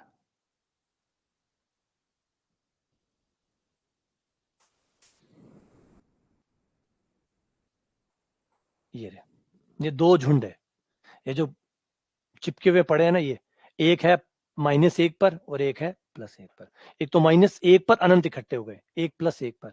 अब ये सोचो क्योंकि अनंत है, देखो अनंत एक जगह भी ढेरी लगाएंगे तो भी अनंत होगा, और अनंत 2 जगह ढेरी लगाएंगे तो भी अनंत होगा, है ना। यही तो अनंत की खास बात है। अनंत की आप अनंत ढेरियां लगा दीजिए, हर ढेरी में अनंत अवयव होंगे, क्योंकि अनंत का आधा अनंत, अनंत का तिहाई अनंत। अनंत को मैंने 3 टुकड़ों में बांट दिया, अनंत अनंत अनंत। 4 टुकड़ों में बांटा, अनंत अनंत अनंत अनंत। तो अगर आपके पास अनंत अवयव हैं और वो 4 जगह इकट्ठा हो रहे हैं तो 4 लिमिट पॉइंट बना देंगे। 5 जगह इकट्ठा हो रहे हैं, 5 लिमिट पॉइंट बना देंगे। 6 जगह इकट्ठा हो रहे हैं, 6 अनंत पॉइंट बना देंगे। तो लिमिट पॉइंट अनंत भी हो सकते हैं, अनंत भी लिमिट पॉइंट संभव है। ऐसा नहीं कि हो सकता है एक ही हो सकता है सारे अनंत बिंदु जो आपके समुच्चय के हैं वो एक ही बिंदु पे इकट्ठा हो रहे हो, एक लिमिट पॉइंट बन गया। हो सकता है 2 जगह इकट्ठा हो रहे हो, 2 लिमिट पॉइंट। 3 जगह इकट्ठा हो, 3 लिमिट पॉइंट। 4 जगह, 4 लिमिट पॉइंट। 50 जगह, 50 लिमिट पॉइंट। अनंत जगह, और कई बार ऐसा हो सकता है इकट्ठे ही ना हो रहे हो, खुले खुले आराम कर रहे हैं एकदम खुले खुले, तब ऐसा भी हो सकता है। वो देखो उसका एग्जाम्पल देखो, जब एकदम मौज करे।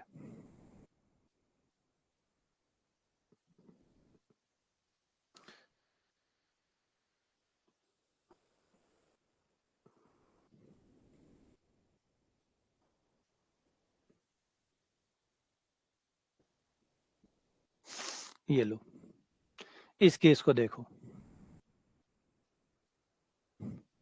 इसे बंद करता हूं, ठीक है, और इसे शुरू करते हैं।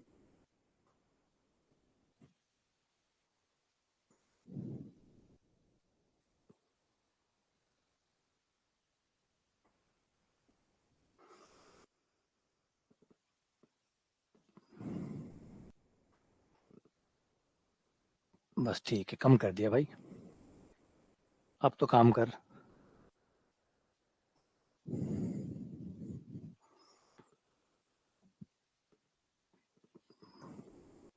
ये देखो, ये लो, अब ये अनंत है, 1 2 3 4 5 है।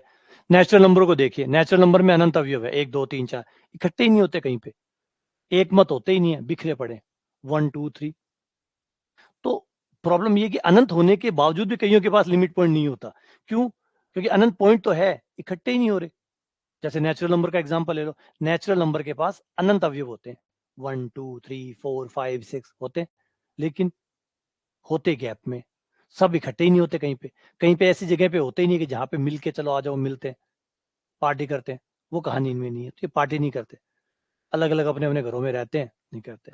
तो कंसेप्ट है पार्टी करने का। अगर आपके पहले तो अनंत बिंदु होने चाहिए समुच्चय के पास, फिर अनंत बिंदु कहीं पार्टी करते हो, तब आपका पॉइंट क्रिएट होता है सीमा, सीमा बिंदु। अब वो जो सीमा बिंदु है वो समुच्चय का हिस्सा हो भी सकता है, नहीं भी हो सकता। कोई जरूरी नहीं है कि सीमा बिंदु आपके सेट के अंदर हो, बाहर भी हो सकता है। जैसे अभी हमने 1/n वाला एग्जांपल लिया था, उस 1/n वाले केस में 0 जो है वो सीमा बिंदु है। आपका समुच्चय जो 1/n है उसका सीमा बिंदु 0 है, परंतु वो उसके अंदर नहीं है, नहीं आता वो। तो सीमा बिंदु कोई जरूरी नहीं है कि वो एस के अंदर हो, बाहर भी हो सकता है, अंदर भी हो सकता है, कोई गारंटी और मांगी भी नहीं है। परिभाषा ने भी नहीं मांगा, परिभाषा ने कहा कि वो रियल नंबर होगा, वो एक रियल नंबर होगा, चाहे एस में हो चाहे ना हो, वो कहा ही नहीं, उसने मांगा ही नहीं। इसका मतलब कहीं भी हो सकता है। और यही लिमिट पॉइंट के साथ खास बात है, भैया हम मानते ही नहीं है कि भैया हो, ठीक है। तो किसी के पास अनंत अवयव होने की भी गारंटी नहीं है कि अनंत बिंदु है तो उसके पास लिमिट पॉइंट होगा, क्योंकि अगर वो जुड़े नहीं, उन्होंने पार्ट ही नहीं की, तो फिर लिमिट पॉइंट नहीं बनेगा।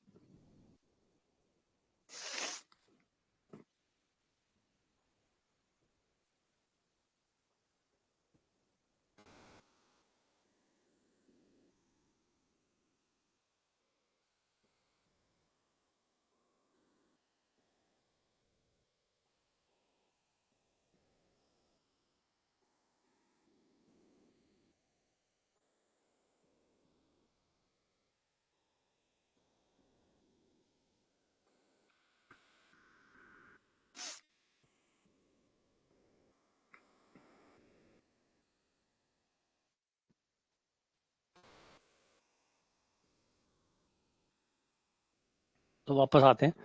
तो इससे हमें जो पता चला कि भाई लिमिट पॉइंट सिर्फ अनंत समुच्चय कोई है तो एटलीस्ट अनंत समुच्चय होना चाहिए, आवश्यक शर्त है, पर्याप्त नहीं है। समुच्चय अनंत होना चाहिए सीमा बिंदु बनाने के लिए, लेकिन सिर्फ अनंत समुच्चय होते ही सीमा बिंदु हो जाएगा, कोई गारंटी नहीं है। अनंत समुच्चय आवश्यक शर्त है, जरूरी पर्याप्त नहीं है कि भी अनंत समुच्चय नहीं हुआ तो सीमा बिंदु हो ही नहीं सकता। अगर अनंत समुच्चय नहीं हुआ तो सीमा बिंदु हो ही नहीं, जिसके पास अनंत बिंदु ही नहीं है वो सीमा बिंदु बना ही नहीं सकता, बात ही खत्म हो जाएगी। लेकिन अनंत हुए तो सीमा बिंदु बन जाएगा, नहीं, गारंटी नहीं ले सकते। दूसरी गारंटी मैंने जैसे कहा कि उनको अनंत बिंदु हो गए, फिर अनंत बिंदुओं को एक जगह जाके पार्टी करनी होगी। अगर वो पार्टी करते हैं तो फिर लिमिट पॉइंट बनाएंगे, नहीं करते हैं तो नहीं बनाएंगे। तो अगला हिस्सा आ जाता है, आवश्यक शर्त में आ जाता है कि पार्टी करो, है ना। तो पर्याप्त शर्त में है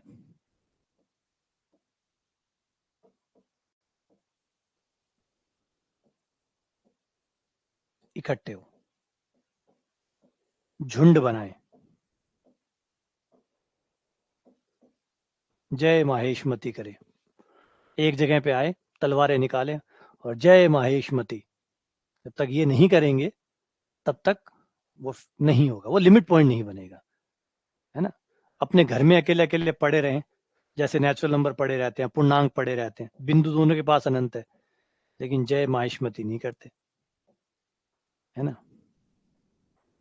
एन और जेड इस बात का एग्जाम्पल है, दोनों ही अनंत समुच्चय है,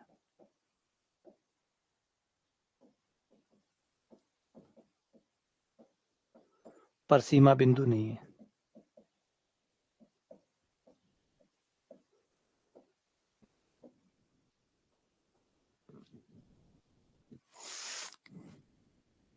है ना। तो ये बहुत इंपॉर्टेंट पार्ट बन जाता है कि भाई इकट्ठा होना जरूरी है, इकट्ठा होना जरूरी है। अब हम क्यू में आए, क्यू की बात देखिए, क्यू में बताओ, क्यू भैया के लिए बताओ, इसमें तो कोई सीमा बिंदु नहीं है। क्यू के बारे में बताओ, अगर आप पकड़ रहे हैं तो क्यू के बारे में बताइए। क्यू का सीमा बिंदु कौन होगा? क्यू का सीमा बिंदु कई बार तो अभी चलो पहले आप बताओ फिर बात बताता हूँ। कंसेप्ट है ना, कंसेप्ट के बाहर मत जाओ, कंसेप्ट के अंदर अंदर भीतर भीतर ही घूमो, उसके लॉजिक को मत तोड़ो। गणित में हमारी सौगंध होती है कि हम लॉजिक को नहीं तोड़ेंगे, हम लॉजिक को नहीं तोड़ेंगे, क्योंकि अगर हमने लॉजिक को तोड़ दिया तो फिर कथा में मजा ही नहीं आएगा। तो एक्चुअली कहानी जो है वो लॉजिक की तो है, गणित का मतलब ही लॉजिक है, तर्क को तोड़ देंगे फिर बचेगा क्या? तर्क के भीतर भीतर रहो। क्यू का सीमा बिंदु, क्यू के बिंदुओं का सीमा बिंदु,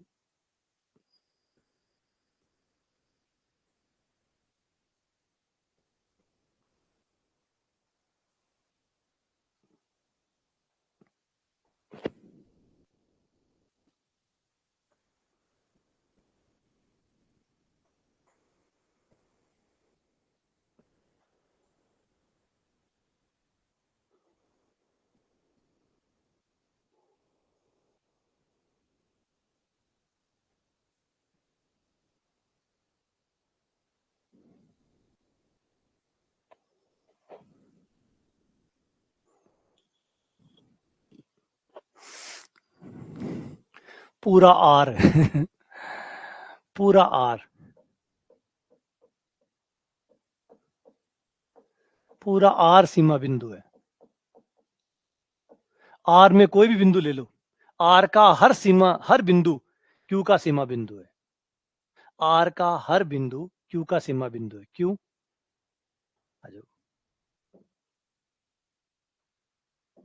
ये रहा आपका आर,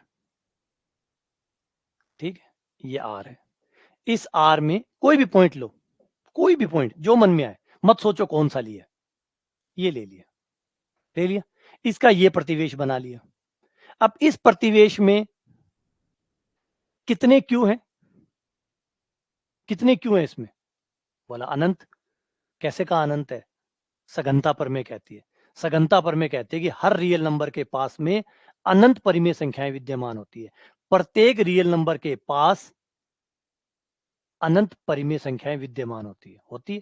चाहे रियल नंबर कोई भी हो, कोई फर्क नहीं पड़ता कि रियल नंबर कौन सा है, कोई भी रियल नंबर ले लो, हर रियल नंबर के पास में अनंत परिमेय संख्याएं विद्यमान होती है। हाँ, होती है। तो चाहे कोई फर्क ही नहीं पड़ता कि मैं कितना छोटा बनाता हूं, हर छोटे से छोटे प्रतिवेश में अनंत परिमेय संख्याएं विद्यमान होती है। तो यानी हर रियल नंबर एक लिमिट पॉइंट होगा, हर रियल नंबर एक लिमिट पॉइंट होगा। लिमिट पॉइंट यही तो था। परिभाषा क्या है? एस का अनंत अवयव वहां होने चाहिए। तो बनाओ, आप किसी भी रियल नंबर के पास जाओ, किसी भी रियल नंबर पे जाके उसका कोई प्रतिवेश बनाओ, छोटा बड़ा जो आपकी मर्जी हो बनाओ, फिर वो प्रमेय याद करो। जो प्रमेय कहते हैं कि हर रियल नंबर के पास में अनंत परिमेय संख्याएं होती है। तो आप कोई भी रियल नंबर चूज करेंगे, कोई भी छोटा इंटरवल बनाएंगे, फर्क तो पड़ेगा ही नहीं, आप कुछ भी बना लो, उसमें अनंत परिमेय संख्याएं हमेशा विद्यमान होगी। अनंत परिमेय संख्याएं विद्यमान होगी यानी वो पॉइंट फिर एक लिमिट पॉइंट हो गया। तो क्यू का एक लिमिट पॉइंट हो गया। तो आर में चाहे कुछ भी ले लो, बिल्कुल होती है, बिल्कुल होती है, अपरिमेय संख्याएं भी होती है। हमने कब ये कहा, हमने परिभाषा में कब ये कहा कि भैया, परिभाषा में क्या हमने ऐसा कुछ कहा कि बीच में अपरिमेय नहीं चलेगा, बीच में पूर्णांक नहीं चलेंगे, बीच में रामलाल जी नहीं चलेंगे? परिभाषा देखो, परिभाषा में कहीं लिखा हुआ है, परिभाषा में कहीं लिखा हुआ है कि भैया बीच में रामलाल जी नहीं चलेंगे, सोहनलाल जी नहीं आने चाहिए, मदन जी को नहीं बुला सकते आप? लिखा हुआ है। बेटा पढ़ना सीखो, परिभाषाओं को पढ़ना सीखो। जब तक ये नहीं पढ़ोगे, इससे बाहर आप कुछ भी अपनी कहानियां बनाते रहोगे, बनाते रहो। बाहर अपनी सिलाई करते रह रहे हो तो कुछ भी सिलाई करो, फिर जो मन में आए वो करो। हम जिम्मेदार है परिभाषा के लिए, ना कि मन गढ़ंत कहानियों के लिए। हमने हमारी मन गढ़ंत कहानियां बना ली, परिभाषा का हमने विरोध किया क्या? सही गलत परिभाषा होती है। आप सही और गलत आपके हिसाब से तय नहीं होता, कानून के हिसाब से तय होता है। कानून ने कहा कि ये गलत है तो वो गलत है, फिर चाहे आपके हिसाब से वो कितना भी सच हो, कितना भी सही क्यों ना हो, वो मान्य नहीं होता। संविधान का मतलब क्या है? अपना सही गलत संविधान ने तय करके दिया हुआ है, बस वो जो लिखा हुआ है वो सही है, गलत है। अब अरविंद केजरीवाल है, वो कह रहे हैं मैं सही हूँ। मैं सही हूँ कहने से सही नहीं होता ना। कानून जिन्होंने बनाया है, चाहे उन्होंने गलत ही बनाया हो, अगर गलत भी कानून बना के सही साबित कर देता है तो वो सही हो जाता है। बीजेपी कांग्रेस ने किया है। बीजेपी को पहले फॉरेन जो होता था कि कोई भी फॉरेन फंडिंग नहीं ले सकता था, बाहर से फंडिंग नहीं ले सकता था, फॉरेन की किसी भी कंट्री से या फॉरेन के लोगों से आप फंडिंग नहीं ले सकते थे। तो अगर फॉरेन के देशों से अगर आप फंडिंग लेते हैं तो वो इलीगल होता था। तो फिर पार्टी है, पार्टी को पता है कि हम ही तो कानून बनाने वाले, हमें कौन रोकने वाला है। उन्होंने फॉरेन फंडिंग्स लेनी शुरू कर दी, कई जगहों से ले ली। फिर ये मामला प्रकाश में आया, प्रकाश में आया तो पता चला कि फॉरेन फंडिंग ली हुई है। तो कांग्रेस ने कहा कि आपने ली, वाला हमने भी ली है। फिर वो कोर्ट में केस गया, फिर बीजेपी वालों ने भी ले रखी थी, दोनों ही दोषी हो गए। फिर वहां कोर्ट में गए, कोर्ट में जाते उन्हें पता चला, कोर्ट में आ गए, कोर्ट ने कानून बना दिया कि फॉरेन फंडिंग अब से इलीगल नहीं है।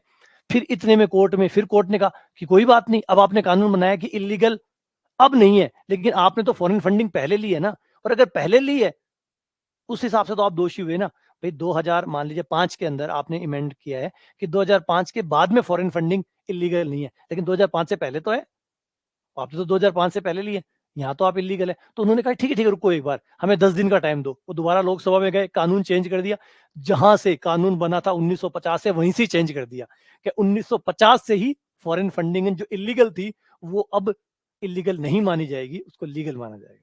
बात खत्म, कानून ही चेंज हो गया। अब कोर्ट क्या कर ले, कोर्ट को नया कानून दे दिया, साहब ओ पढ़ो, थे पुरानियों कानून लिया बैठे हो थे पुरानियों कानून लिया बैठे हो, नया कानून देखो यो है। वो कह रहे हैं कि 1950 के बाद में वो जो पुराना कानून है वो गलत हो गयो, अब वो मान्य जैसी। कोर्ट के भाई ठीक है, सही बात है, आप बरी है समझ, खेल देखो आप, कुछ भी कर सकते हो आप। तो आप सही गलत कुछ नहीं होता, होता है कानून जो आप बनाते हैं। तो प्रॉब्लम कोई है, तानाशाह नहीं बन सकते। कैसे तानाशाह नहीं बन सकते? तानाशाह बनने का मतलब ये नहीं है कि कोई एक राजा बैठा है। तानाशाह बनने का मतलब जो अपनी मर्जी के कानून बना सकता है, बस वो तानाशाह है। जो अपने मर्जी के कानून बना सकता है उसी को तानाशाह कहते हैं। तानाशाह का मतलब वो नहीं होता कि एक बंदा बैठा है और उसके बड़े से वो उसके ऊपर मतलब मुकुट है, उसका डंडा है, 50 लोग उसको खड़े। जो कानून बनाने की स्वतंत्रता रखता है और मर्जी का कानून बना सकता है, बस वो तानाशाह है। जो अपनी मर्जी का कानून बना सकता है, अपनी मर्जी से जो चाहे जैसा कानून बना सकता है, बस फिर बचा क्या? एक राजा क्या करता है? एक राजा में क्या फर्क होता है? यही तो होता है, वो अपनी मर्जी की चीजें कर सकता है, बस। यहाँ पे मर्जी के कानून बन सकते हैं, मर्जी के कानून में वही बना दो जो बनाना चाहते हो, बन गया। तो यही प्रॉब्लम आती है। अब प्रॉब्लम भारत में आ कौन रही कि लोग अनपढ़ है, प्रॉब्लम है भारत में लोग आधा पढ़ेड़ है। पहले तो प्रॉब्लम ही इंडिया में कि लोग बिल्कुल ही पढ़ेड़ा को नहीं है, पहले तो आ दिक्कत थी, अनपढ़ लोगों की संख्या ज्यादा ही। अब दिक्कत है कि भारत में आधा पढ़ेड़ा है। आधा पढ़ेड़ा बे लोग जो ना तो कोई की सुने, आपने समझ में आवे को नहीं, आपने तो समझ में आओ को नहीं, दूसरा की सुने को नहीं। एक मारवाड़ी की एक छोटी सी कहानी है, तो चलो यार अभी टाइम लग जाएगा, कभी और सुनाऊंगा। एक अच्छी सी कहानी, बड़ी शानदार कहानी है। चलो सुना देता हूँ यार, फिर मेरे मन में भी रह जाएगी। एक बार एक राजा होता है, तो वो अपनी पुत्री के लिए, राजकुमारी के लिए एक बंदा ढूंढ रहा होता है, एक आदमी ढूंढ रहा होता है कि भाई बढ़िया राजकुमार मिल जाए और गुण उससे संपन्न मिल जाए मेरी बेटी के लिए। तो काफी ढूंढता है, तो उसे कोई नहीं मिलता। काफी लंबा समय बीत जाता है, ढूंढते ढूंढते ढूंढते उसे नहीं मिलता। फिर राजा कहता है यार राजकुमारी बड़ी होती जा रही है यार, ये तो बहुत बुरी चीज है, तो भाई कोई तो मिल जाए, कोई तो, मतलब इतने सारे गुण हैं, इन गुणों में से चलो कोई कम गुण वाला भी मिल जाए, लेकिन मिल तो जाए। तो वो ढूंढते ढूंढते इतने में एक व्यक्ति आता है, बोला साहब महाराजा, राजा मेरे पास दो गुण है। बोला दो गुण है? राजा बहुत दुखी हुआ, राजा को लगता है कि यार इतना परेशान हो चुका हूँ, ये कह रहा ना दो गुण है, कर दो शादी। तो वो अपनी बेटी की शादी उसके साथ कर देता है, तो शादी हो जाती है, सब कुछ। फिर वो एक दिन उसको बुलाता है कि यार उस समय तो मैं क्या हारी में था, तो मैंने पूछा नहीं ये दो गुण कौन से है। क्या दो गुण राजा? कौन से दो गुण है आपके पास, वो तो बताओ। तो दो गुण ये है कि मेरे खुद का तो उपजय को नहीं, खुद का तो उपजय को नहीं, मतलब खुद से तो कुछ विचार आता नहीं है, दूसरा की मैं सुनू को नहीं। कि मेरा खुद का तो उपजय को नहीं, मारवाड़ी समझिए, उपजय को नहीं मतलब खुद से तो कोई बात आवे को नहीं, दूसरा की मैं सुनू को नहीं। तो इंपॉर्टेंट बात समझ रहे हो कि इसमें कहानी में क्या सार है? मेरा खुद का तो विचार कर दिया को नहीं, खुद से तो कुछ समझ में आओ को नहीं, और दूसरा की मैं मानू को नहीं। तो ये जो आधे पढ़े लोग है ना, इनकी प्रॉब्लम यहाँ शुरू हो जाती है। खुद से तो पढ़ना आता नहीं है, दूसरे की वो मानते नहीं। अनपढ़ आदमी होता है जिसको पता है भाई मुझे कुछ आता नहीं है, सामने वाला कुछ बता रहा है तो चलो सुन तो लेता हूँ, मेरे खुद से तो कुछ आएगा नहीं, चलो सुन तो लेता हूँ। अब पढ़ा लिखा आदमी है, उसके अंदर से खुद आ रहा है, शिक्षित है तो उसके अंदर से खुद से विचार बहुत आते हैं, वो खुद से चीजों को समझने में सक्षम है, वो खुद से समझ लेता है। अब बीच वाला आदमी जो है वो इतना खतरनाक है, ये वाला आदमी जो बीच वाला आदमी है वो इतना खतरनाक है कि ना वो किसी की सुनता है और ना खुद से ठीक करता है, ना अपने आप को करेक्ट करता है, ना दूसरे की सुनता है। आपकी खुद की एक बनाकर बैठे हुए और वो बिया की बिया चला रहे, बस भट्ठेवा दिक्कत है। वो आदमी सबसे खतरनाक है। और भारत जो है, आपने जो देश है वो उस सिचुएशन पे है जहां कोई सुनता है नहीं, खुद से दिमाग चलता नहीं है, बीच में आके खड़ा हो गया और मामलो ले बैठे हो।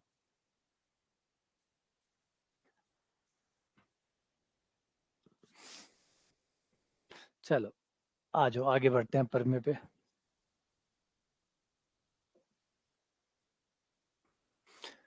परिमित समुच्चय का कोई सीमा बिंदु नहीं होता। अगर कोई समुच्चय परिमित है, कोई समुच्चय परिमित है मतलब फाइनाइट सेट है, कोई सेट अगर फाइनाइट है तो उसका कोई सीमा बिंदु नहीं होगा, क्योंकि सीमा बिंदु की परिभाषा में अनंत अवयव चाहिए। अनंत अवयव न्यूनतम आवश्यकता है, और भी आवश्यकताएं हैं, लेकिन एक आवश्यकता यह है कि अनंत अवयव आपके पास हो, वरना आप डिस्क्वालीफाई यही हो जाओगे। तो इस वजह से ये डिस्क्वालीफाई हो गया। अगला कुछ उदाहरण है।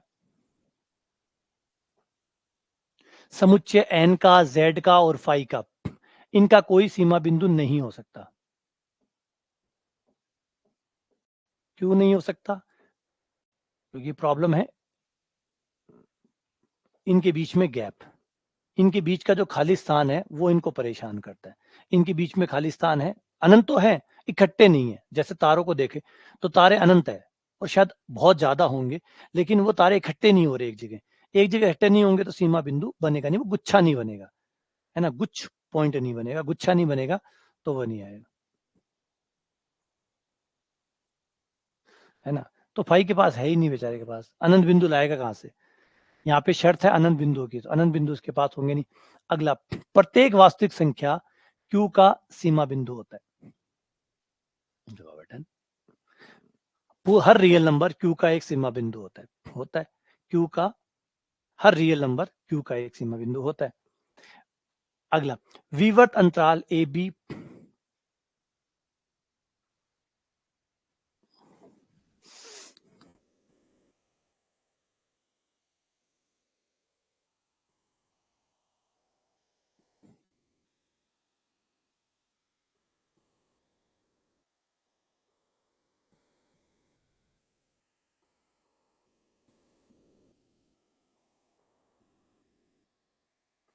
के सीमा बिंदु का समुच्चय बड़ा अंतराल ए बी होता है। कमाल है।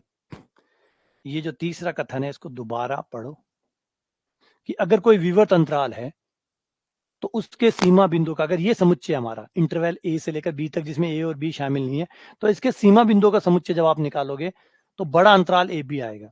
बिल्कुल आएगा, बिल्कुल आएगा। कैसे?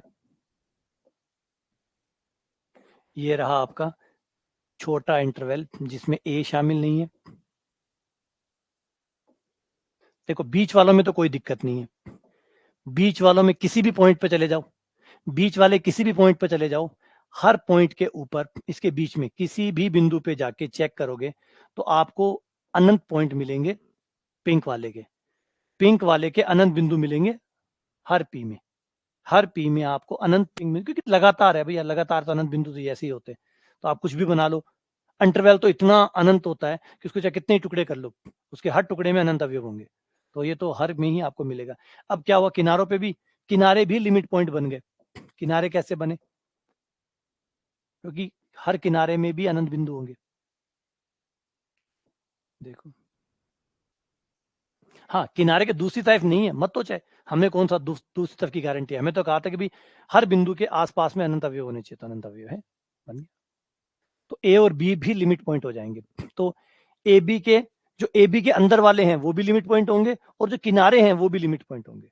कई बार आपका लिमिट पॉइंट का समुच्चय खुद समुच्चय से भी बड़ा हो जाता है। बताओ, आपके लिमिट पॉइंट का समुच्चय, सारे लिमिट पॉइंट्स को अगर इकट्ठा करो तो कई बार वो आपके समुच्चय से भी बड़ा है। देख लो, इस केस में आपके समुच्चय से भी बड़ा है।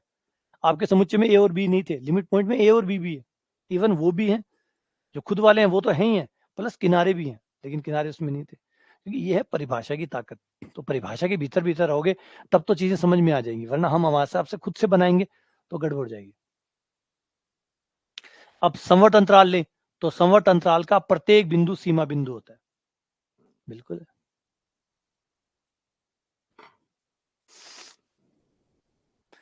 क्योंकि इसमें किनारे भी आ गए। ठीक है, तो ये सीमा बिंदु की डेफिनेशन होगी। बात समझ में आई है? इनको, ये थ्योरी वाला पार्ट है, थोड़ा सा पढ़ने में टाइम लगेगा क्योंकि समझ में आने में दिक्कत देता है ना। धीरे धीरे धीरे धीरे धीरे थ्योरी है ना, जमने में समय लगाती है। न्यूमेरिकल तो है नहीं कि ये स्टेप आ गया फिर ये आ गया फिर ये आ गया फिर ये आ गया। थ्योरी है, धीरे धीरे धीरे रिफाइन होती है, धीरे धीरे शुद्ध होती है, धीरे धीरे आप कंसेप्ट पे पहुंचते हैं कि कहना क्या चाहता है, कहना क्या चाहता है उस पर पहुंचते हो, धीरे धीरे धीरे धीरे फिल्टर फिल्टर फिल्टर फिल्टर होते होते। अगला इस समुच्चय में आए, इस समुच्चय में जीरो जो है वो सीमा बिंदु होगा, जीरो सीमा बिंदु है, जबकि जीरो इसमें शामिल नहीं है, जबकि जीरो समुच्चय में उपस्थित नहीं है। इसका सीमा बिंदु एक है जो कि समुच्चय में उपस्थित नहीं है। इस समुच्चय का सीमा बिंदु एक और -1 है जो समुच्चय में है। इसके दो सीमा बिंदु है, दोनों ही समुच्चय में। अगर इस समुच्चय को आप ध्यान से देखें तो ये कौन से वाला चल रहा है? ये वही जो मैंने बनाया था वो वाला एग्जाम्पल है ये।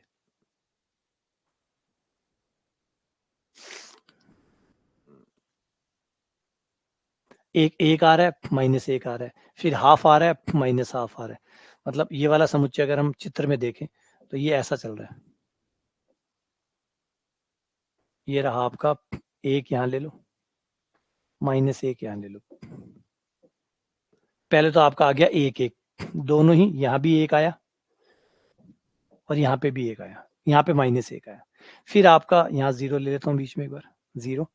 फिर अगला आया प्लस का हाफ और माइनस का हाफ, माइनस का हाफ यहाँ आया, सॉरी प्लस का हाफ यहाँ आया, माइनस का हाफ यहाँ गया। फिर प्लस का 2/3 माइनस का 2/3, प्लस का 2/3 यहाँ आ जाएगा, माइनस का 2/3 यहाँ आ जाएगा, एंड सो ऑन, धीरे धीरे धीरे धीरे धीरे धीरे धीरे धीरे चलते चलते ये इधर से 1 पे पहुंचेगा, और इधर से ये भाई साहब धीरे धीरे -1 पे पहुंचेंगे। एक -1 पे आ गए, 1 पे +1 पे इकट्ठे हो जाएंगे। ये 2 बार, क्योंकि आप देख सकते हो आधे प्लस के हैं इसमें और आधे माइनस के, आधे प्लस के और आधे माइनस के। ये जो प्लस वाले भाई है ये इकट्ठे होके जा रहे हैं पार्टी करने के लिए 1 पर, और ये सब जा रहे हैं -1 पर, यानी 2 पार्टियां हो रही है। तो 2 सीमा बिंदु हो गए, और अच्छी बात यह है कि दोनों ही समुच्चय का हिस्सा है। तो समुच्चय का हिस्सा होना कोई आवश्यक शर्त नहीं है, हो भी सकते हैं, नहीं भी हो सकते। लिमिट पॉइंट की भी जरूरी नहीं है कि एक ही लिमिट पॉइंट हो, किसी के पास कुछ भी नहीं होता, किसी के पास बहुत सारे होते हैं, किसी के पास तो इतने ज्यादा होते हैं कि खुद समुच्चय से ही ज्यादा हो जाते हैं, है ना।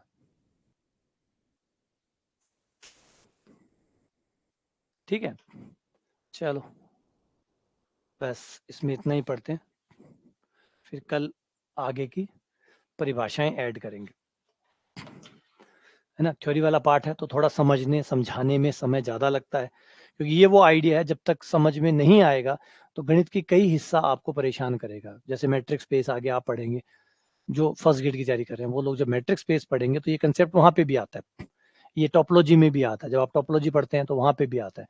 और पूरी की पूरी नेट, अगर आप CSIR नेट में जाते हैं तो CSIR नेट में तो ये भरा पड़ा है, यही 3-4 कंसेप्ट है जिससे भरी पड़ी है। सीमा, सीमा बिंदु, लिमिट, लिमिट पॉइंट, ये closure set, open set, close set, इन सब से ही आपकी जो नेट है CSIR नेट, वो इनसे भरी पड़ी है। उसी इन्हीं चीजों के अंदर अंदर बाहर सातत्य हो गया, सीमा हो गया, ठीक है, एक समान सातत्य हो गया, ये बिंदु अभिसारी हो गया, एक समान अभिसारी हो गया, ये 10 एक टॉपिक है। ये 10 एक टॉपिक जब तक आप अच्छे से समझ नहीं जाते, ऐसे नहीं कि पढ़ ला नहीं, जब तक आपको एकदम क्लियर नहीं हो जाता कि ये कह क्या रहे हैं, कह क्या रहे हैं, इनका निचोड़ क्या है, तब तक नेट तो होती नहीं। ये उन टॉपिकों में से है।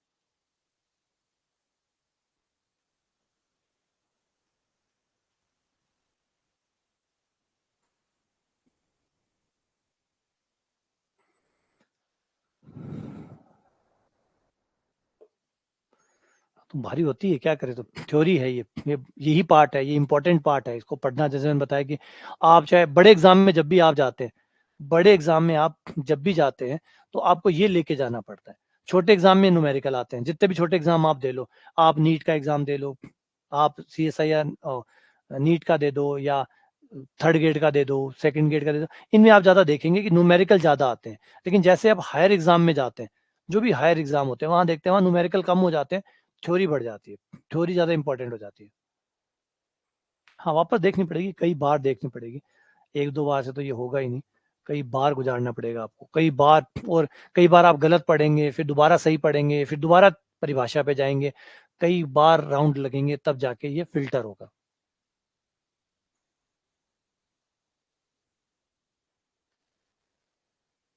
जेई के हिसाब से पता नहीं यार, बहुत सारी कोचिंगें चलती है जेई की भी, जेई की एलन भी चलती है।